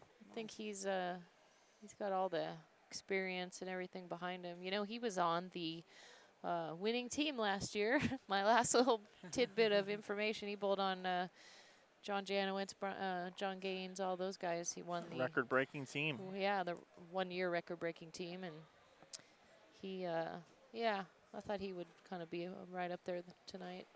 Yeah, it doesn't look like that left to right low rev rate is working. I would have liked to have seen one of the right-handers maybe go outside and try to attack them more down and in throughout the 8 games. I mean, easier said than done, but I would have liked to have seen that. No one tried it. No one moved out and went a little harder and straighter. No, maybe on the last game somebody will, just to appease us and give us a clue of what that looks like out there. But I know everybody's tried their best tonight. And I know that nerves have gotten to a couple of people. This is kind of a big moment for them with live streaming and everything else, closest thing to TV. And we'll see what happens here this last game. I mean, you know, Villanueva's ball reaction, you know, he did leave a 7-9 once. He has had a couple of times that we've seen him go through the nose. So, you know, can he bowl 170 this game? Sure. I mean, anything can happen. Yeah, I don't know. Maybe he's nervous. Never know. Yeah, it's a big lead, though, so who knows what's going to happen. He's just got to keep doing what he's been doing. But he's had the best look all night. 78-pin lead, you know, and there's 30 bonus pins to be won, so 48 pins is the difference. So, you know, if Bad Eventic somebody could bowl 250 and, you know, Villanueva bowls 2-0. I've seen it done before. You never know. Yeah, you never do know. So do you think Austin will get his first win? That's what I'm hoping for. Well, I'm pulling for him to finish off. No offense to Brian Westfall. Well, Westfall just had a great look on. He just beat the leader on that pair. Right. So I'm rooting for Austin to get a win. I'm rooting for him too. I don't want him to be discouraged. So. And you know he's only 16. You said. Yeah, he just turned adult 2 months ago. He said like last year he was averaging 160.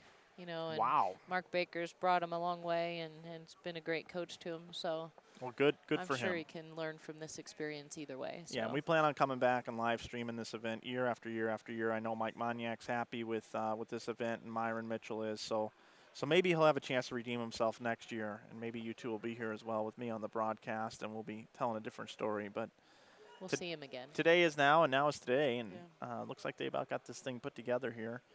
We do want to thank everybody for watching, and hey, let's thank Storm for a minute too for sponsoring so many bowling events throughout the country, and sponsoring this particular event has been part of the ABT. Leanne, I know you handle the tournaments and sponsorships. I don't know how many years Storm has been involved with the ABT, but I know it's been a long, long time. Yeah, I don't have I don't know the exactly, but I know it's a big file in our marketing file. We have many years of relationship with the ABT, so. And I just think it's awesome that you know, a lot of times also you can just sponsor an event, send a couple bowling balls or whatever it may be, and say, hey, let us know how it went. But you know, Storm is dedicated. I mean, sending myself here to live stream it. Leanne and Liz and Randy Peterson and Tim Mack have been here this week, and you can't forget Lee Up. You know, Lee Up has been here, our local sales rep, and the commitment to the ABT that we have, and the commitment ABT has to bowling is just a great partnership, and we appreciate that. And, you know, we've got the new Crux that just came out. We've got the new IQ Tornado that's going to be coming out soon. Liz, I know that's one of your favorites. Yeah, I used that for the Cheetah show out, you know, the whole 16 games pretty much. Yeah, awesome ball. Yeah, so that's going to be coming out. Great Christmas gift. It's got kind of that warm colors also for Christmas, you know, nice Christmas colors in there, you know. Lots of good products. And there is one other thing, too. You know, you don't want to use a napkin to clean your bowling ball. You just don't. I mean, you would not want to use this to wipe the oil off your bowling ball. You know what you want to use? I don't. That's what I wanted to know. Do you want to know? That's what I wanted to know. Do you want to know what the #1 Christmas stocking gift should be this year? What? The Storm Chamois. Storm Chamois. Storm Chamois. I love it. Yep, and I understand that there's a certain person that you know quite well that is pretty close to Master Industries as well. And if I remember correctly, Master has a similar product in a gray version called the Master Wipe It Dry Pad. Wipe It Dry Pad. So Either one. Stocking stuffers. Either one. Those are great items. You definitely want to pick that up. And I'm going to let everybody know on a little teaser here, just a little teaser for you. If you're looking for Christmas gifts, Black Friday through Cyber Monday, you're going to want to head over to stormbowling.com because there's going to be a little sale going on there, and you might want to check that out. Not supposed to tell people that, Mike. Well, there was one last year. I'm sure most people. Well, hey, get over there. Are we going to get in trouble for leaking the big sale? No. Big sale. No. Nope. Just make sure it's a minimum $100 order because I don't want to get in trouble. You know, if I can say, hey, our sales were up because I announced it, then we're in good shape. But, yeah, it's coming up, 2 weeks, something like that? Lots of goodies, yep. What is there, about 40 shopping days left till Christmas? Oh, man. What's that all about, Liz? Already? Liz hasn't been home enough to go shopping. She better go home and cram in some shopping. Last time I was home, it wasn't even Halloween yet. Okay, you're off till 2 tomorrow. The Outlet Mall's right down the street. I told everybody about it. Get down there. Yeah, but we can't go buy the chamois at the Outlet Mall. I'm buying you a chamois for Christmas. Oh, okay. This is a true story. I'm buying you a chamois for Christmas. I'm going to tell you a true story about that chamois. Cleaned the windows at my house with it. Works awesome. Works awesome. And my cell phone right now is looking pretty bad. I've got all kinds of fingerprints all over it. I mean, you can see. I mean, look at the way the light is hitting it. If you take the chamois and you wipe off your phone, it's gone. It's gone. I did that at the trade show. Works great. You know what else you can wipe off your phone with? The Master Wipe It Dry Pad. The Wipe It Dry Pad. You're right about that. No, but seriously, I know we're sitting here joking about it, but those products are amazing. If you haven't tried it, try one. Yeah, everybody likes it. I like it. The pro staff always, grabs them and, tries to take them from the salesman and everything else. This is a true story about the chamois. We ordered a certain amount that we thought would sell, and they were gone before we could even get them in. So then we ordered another supply of them, gone before we could even get them in. It's true. Well, now I think we have them in stock. So I think hope we're so, okay. before the big sale. Woo. Yeah. Boy, we're going to need that. All right, the arrows are coming on. Oh, they are. Great. So we can. It looks like our position round is about to start. Let's go out. Let's see what's going on here. Looks like we got one lane still needs to pop on here, but yeah, it looks like lanes 31 and 32. Brian Westfall versus Austin Thompson. Are they going to start, or are they getting them some practice? We'll see. Steven Villanueva, Steve Badavinik. 270 and 192. Yep, that's what we had. Eddie Van Daniker plus 165. Jimmy Cook plus 90. Yep, that's what we had. Leanne's math was right. Robert Robinson plus 82 and Vernon Peterson plus 39. Yep, Leanne, your math was right again. I'm good at math. Good job, Boomer. And Brian Westfall plus 34. So there's a couple spots up for grabs. Second and third's up for grabs. Fourth and fifth are up for grabs. Even Vernon with the big game can move up. And the prize fund that's a big difference between spots. So I mean, nothing to take lightly this last game.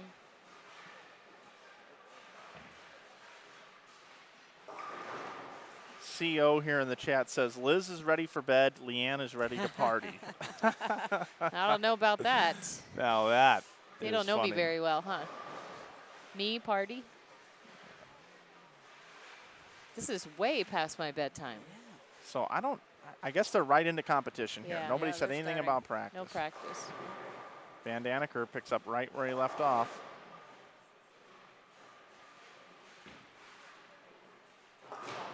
So here we go. Here's the drama right now. Steven Villanueva plus 270.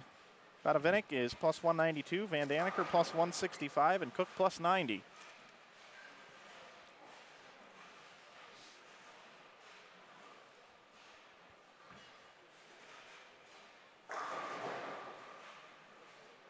Our viewers are holding steady. They're all staying awake with us. Yeah, they are. Good job, viewers. All right, here we go. Steve Badavinik, he is just ready to go. He's going to need a big game here. It's all will him on to victory. What if he could bowl 300 the last game? Would that be unbelievable? Somebody's getting coffee in the morning. I would win some coffee. All right, 290 left. He's still got 290 left. Jimmy Cook. Austin Thompson, 10 in the pit. You go, Austin. Jimmy Cook opens with a double. Keep it here for Peterson. Big Brooklyn. Brooklyn. If you're a Ferris Bueller's Day Off fan, this is George Peterson. Rooney. Okay. Cover on the spare.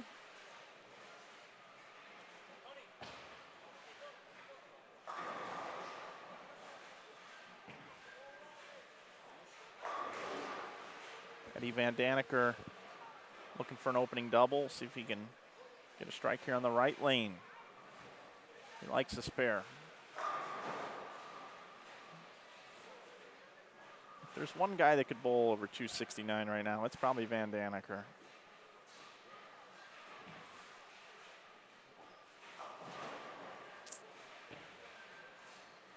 Badavinik, not a good shot there. 2-4-10. Gonna have to slide that puppy over. Can't afford to miss too much.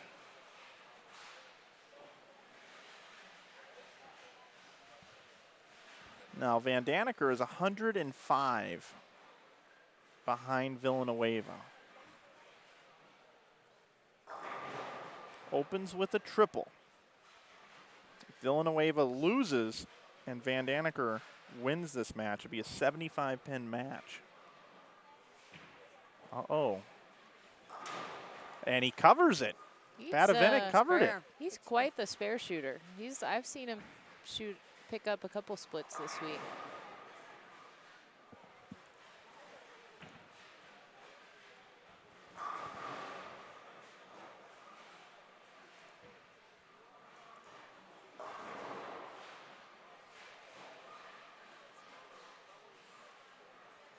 Game number 8, 2014 ABT Fall Nationals Scratch Finals. Mike Flanagan, Leanne Hulsenberg, and Liz Johnson up here bringing you the last game, position round.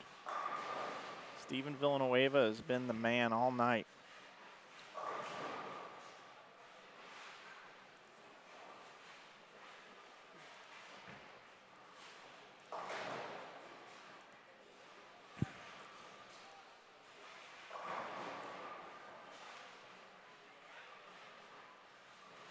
Can Van Daneker or Badavinik get there?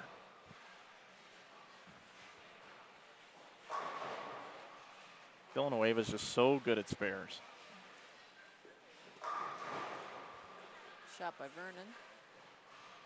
Everyone's clean. All 4 matches. I'm going to just jinx somebody, but everyone 3 frames clean.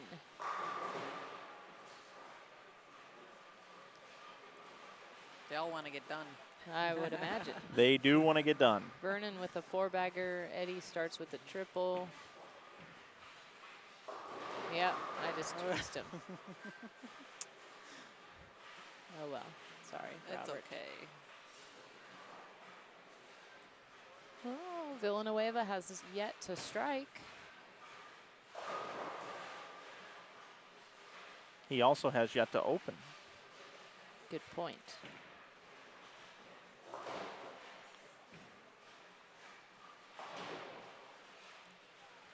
I think he may have missed 1 spare all night. I don't recall him missing any single pins, maybe early on, but I think he's been pretty steady. How about Van Daneker? 4 in a row, opening ham bone to start this position round. He is lurking, 105 pins behind Villanueva. That would be a huge finish. Yeah. 300 and a win would put him at plus 295. Villanueva would have to shoot 226 to secure the win. I'm good with my math. Or, if he won, we'll just let this play out. If he bowls 300, I'm going to go get a lime green shirt in the morning. No question. All right, we've said the magical 300 number. That usually is the jinx. See if we can.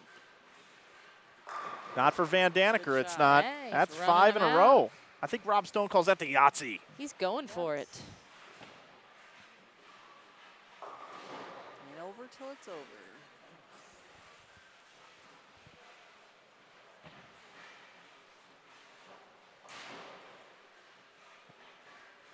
Well, seeing 5 in a row bold. Villanueva feeling maybe a little bit of pressure for the Yeah. first time tonight. Just a wonder if he's watching the scoreboard. He's doing the math in his head. Badavinik says, I'm a bad man. Don't count me out. I just threw a strike. I've already picked a split this game too, folks.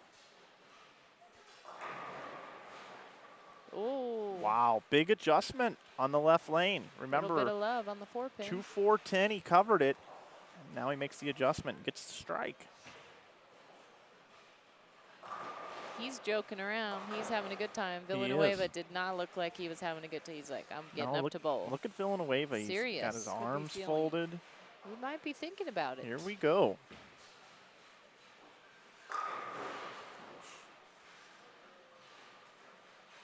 Having fun says, someone get EVD a coffee to go with that sweet roll.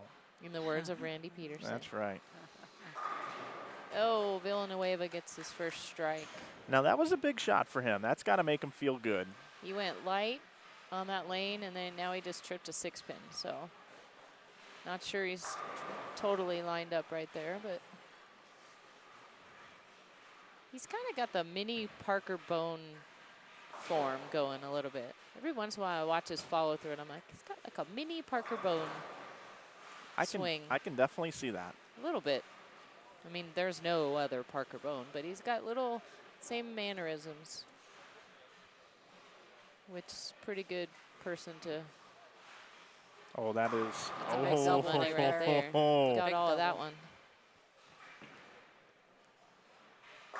Well, he keeps doing that. It's not going to matter. Yeah. Eddie's going for second. If he happens to put some heat on Steven.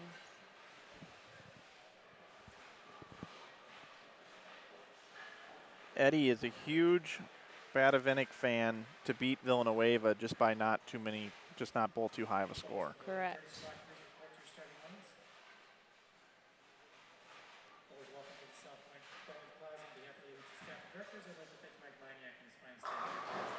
You can't throw it much better than that. That was a big shot.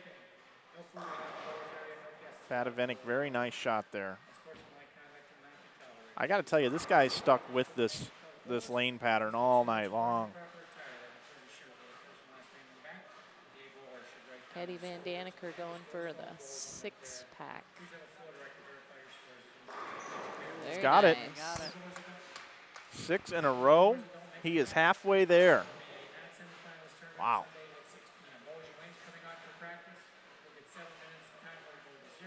It's the midnight squad of the last ABT qualifying round for tomorrow, starting right now behind us. Yeah, and how often does that happen? A midnight squad? And it's pretty near full. It's both sides of the house. It's 30 on one side and 20 on the other side. That's the 11:30 squad. That's the correct? 11:30 squad starting at midnight. People who make that will have to bowl the semis. Folks, that's what we call the ham turkey dinner. That is Ham 7 in a row. Is that what we call the Van ham turkey Daniker. dinner? Yes, it's the ham bone and the turkey combined. 7 in a row, going for the big exciting finish. Wow. Wow. Quickly, bowlers bowling behind us. Quickly, bowlers bowling behind us. And second place is not looking good for Bad Steve, as Van Daniker is around him already. Eddie Van Daniker. Van Daniker's looking to gain 2,500 on this match right here. He's going to move from third to second at least, Who do you get it? with a Yeah, 10-10. slim outside chance of giving it a run for the title.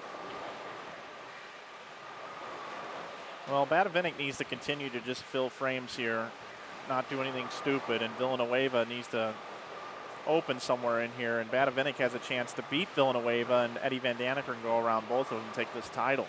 Now that would be an exciting finish. He gets a spare. It's still one Stay pin tuned. match. Get out your calculators. Got We're it. going to need it. Stay tuned, bowling fans. All right, Badavinik sticks with it.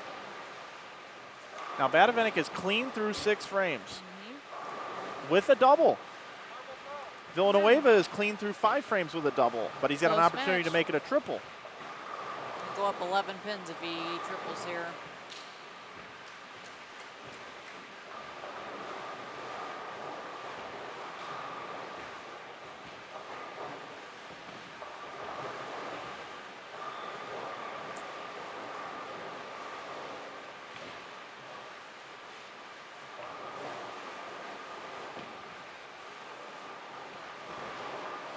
All right. Oh. 9 count. Whoa. Got that They out. keep a little falling. bit of luck on that one. He had the bucket. Now he's got the easy 6-pin. All right, so anybody's match over there, Badavinik, Villanueva. And now all eyes. He's got the ham turkey dinner already. Can he make it 8 in a row? Eddie Van Daneker, lane 36, position round. He's in 3rd right now. He needs a gigantic game. Wow. Hit it. Man. Oh, cannot get the 7 to fall. What a That was great huge. run for Van That was a good Daneker. shot. That was a good shot.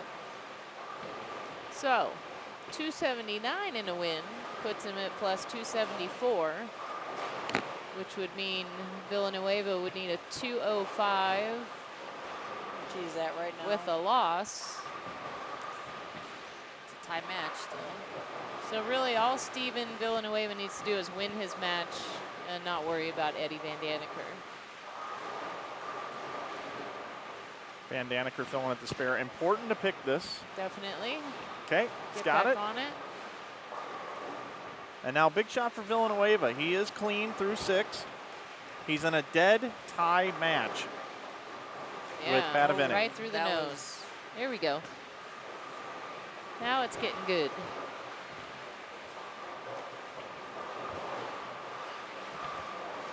Van Daneker Gonna have an exciting finish now. up on Yeah. lane 35. Set up his 10th frame with the strike right here. See what Badavinik does.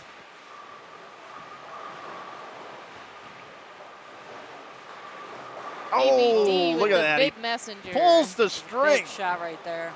That was a great shot. All right. Villanueva now with the open.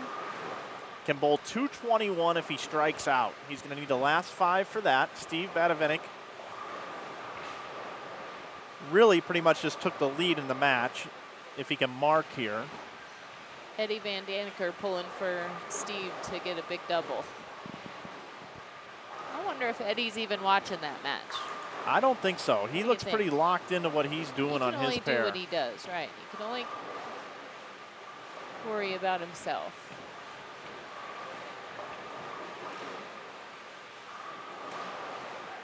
Folks, I hope you're enjoying tonight's coverage because this just got real interesting. Those of you on the East Coast that are hanging out with us, thank you for sticking around. Badavinik, another good shot, leaves another 10-pin. You know, Badavinik, he's had far more errant shots than Villanueva, but he's really kept the ball around the pocket. Has left a lot of 10-pins, just like Villanueva's left a lot of 7-pins.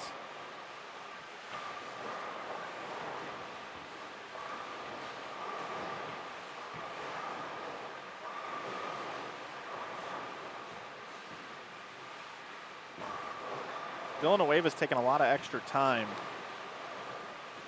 Does not want to bowl yet.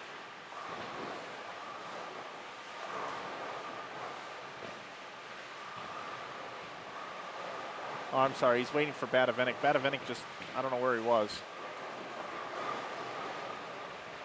Guess he had to go get a ball.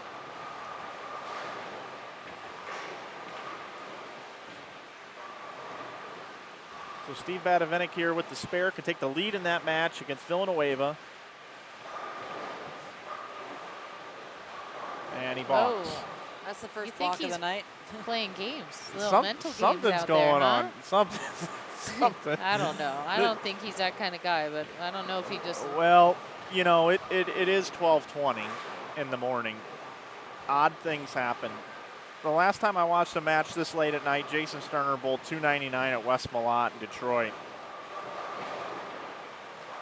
on ESPN on a late day with the PBA. You guys, Austin Thompson just bowled 206 and is going to get his first win. Way to go, Austin. Yay, Way Austin. to go, buddy. Finish out.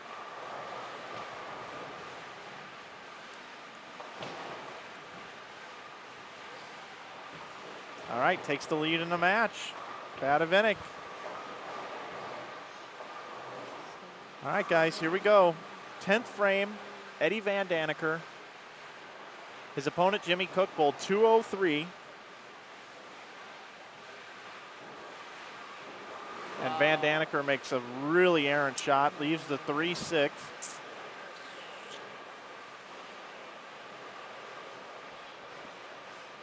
He's bowled one hell of a game here this last game.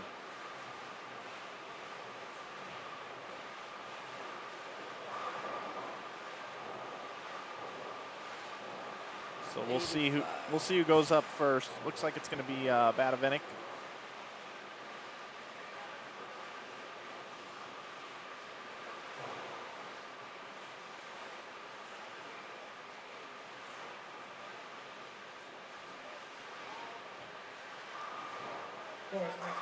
Badavinik with a great looking shot, a strike. And now Van Daneker covers it. Eddie Van Daneker can still bowl 259. So 89 would put him at 254 over. Yes, so Villanueva would Best have he to can bowl do, 254. So he had to bowl 186. 6. I think 180. Well, 186 for a tie. He just went through the nose again. Yes, he did. Another split. Van Daneker still has a chance. Because right now he's going at a 180 pace with the open here. He would need one more open. Van Daneker needs to get all he can. Eddie Van Daneker, that's a hell of a game, young man. 259. 259. What a great finish. Puts him at 249, 259 his last two games. Yes. 254 over. And right now, with a spare, strike spare, Steven Villanueva is bowling 180, right? Which would put him at 250, which would let, so Steven Villanueva needs a double. 250, yeah. I told you guys before this whole night started that there was a possibility of a tie. And there legitimately is a possibility of a tie. Badavinik can shoot what? 244? 234. So he cannot go around Van Daneker. So it's all Villanueva or Van Daneker. 210 for Vern Peterson. He gets the win over Robinson's 177. Villanueva leaves a 6-pin. He needs to spare it. He didn't even take any time. Okay, so he's got 150. He could bowl 190. 190. He can bowl 190. Which would put him at plus 260, which is 6 pins ahead of Van Daneker. So, Yes. but his last 4 shots have not been very good. I think, I'll tell you what, right now, I think Eddie Van Daneker is going to win this tournament. I think he will. Well, Now, unless Badavinik gives the match to Villanueva. Yeah, bowls the match away. But I don't think he's going to, because he's got, if he misses this, he's got he's got 171. And if he marks, he wins. Yeah, so he just needs to one mark to win the next 2 frames. So if he marks this, he wins. With count. And he's a good spare shooter, so he should pick this up. And he did not. No, so he's got 171. So he's got 172. So if he gets 9, he wins his match. Likely that he'll field 9 on 2 balls. And then Van Daneker wins. Well, Villanueva can strike out for 190. All right, so it's still. But that wouldn't matter regardless of what Badavinik does. Yeah, Villanueva still has it in his hands, no matter what Steve does. Yes, he does. Eddie Van Daneker, 259 and the win, is going to force Steven Villanueva to throw a double in the 10th frame. And he had a 105-pin lead over Van Daneker. It's not over till it's mathematically out of it. Coming right down to it. Badavinik, big spare there. So Badavinik needs 9 pins to get the bonus pins and shut out Villanueva. But really, he's the middleman. He's not, right? He's going to get 191.21. He can't go around. He's still going to finish third. Badavinik finishes third. So that's So yeah, 191. He needs a double here. 191 and a win. Puts him at, what does he finish at then? 213. Plus 213. So Villanueva needs a double.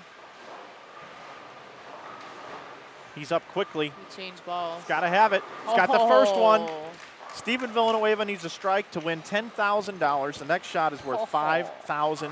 Wow. Great shot. Eddie Van Daneker is watching and awaiting his destiny right now. Steven Villanueva. Must strike. The last shot was his best shot of the game.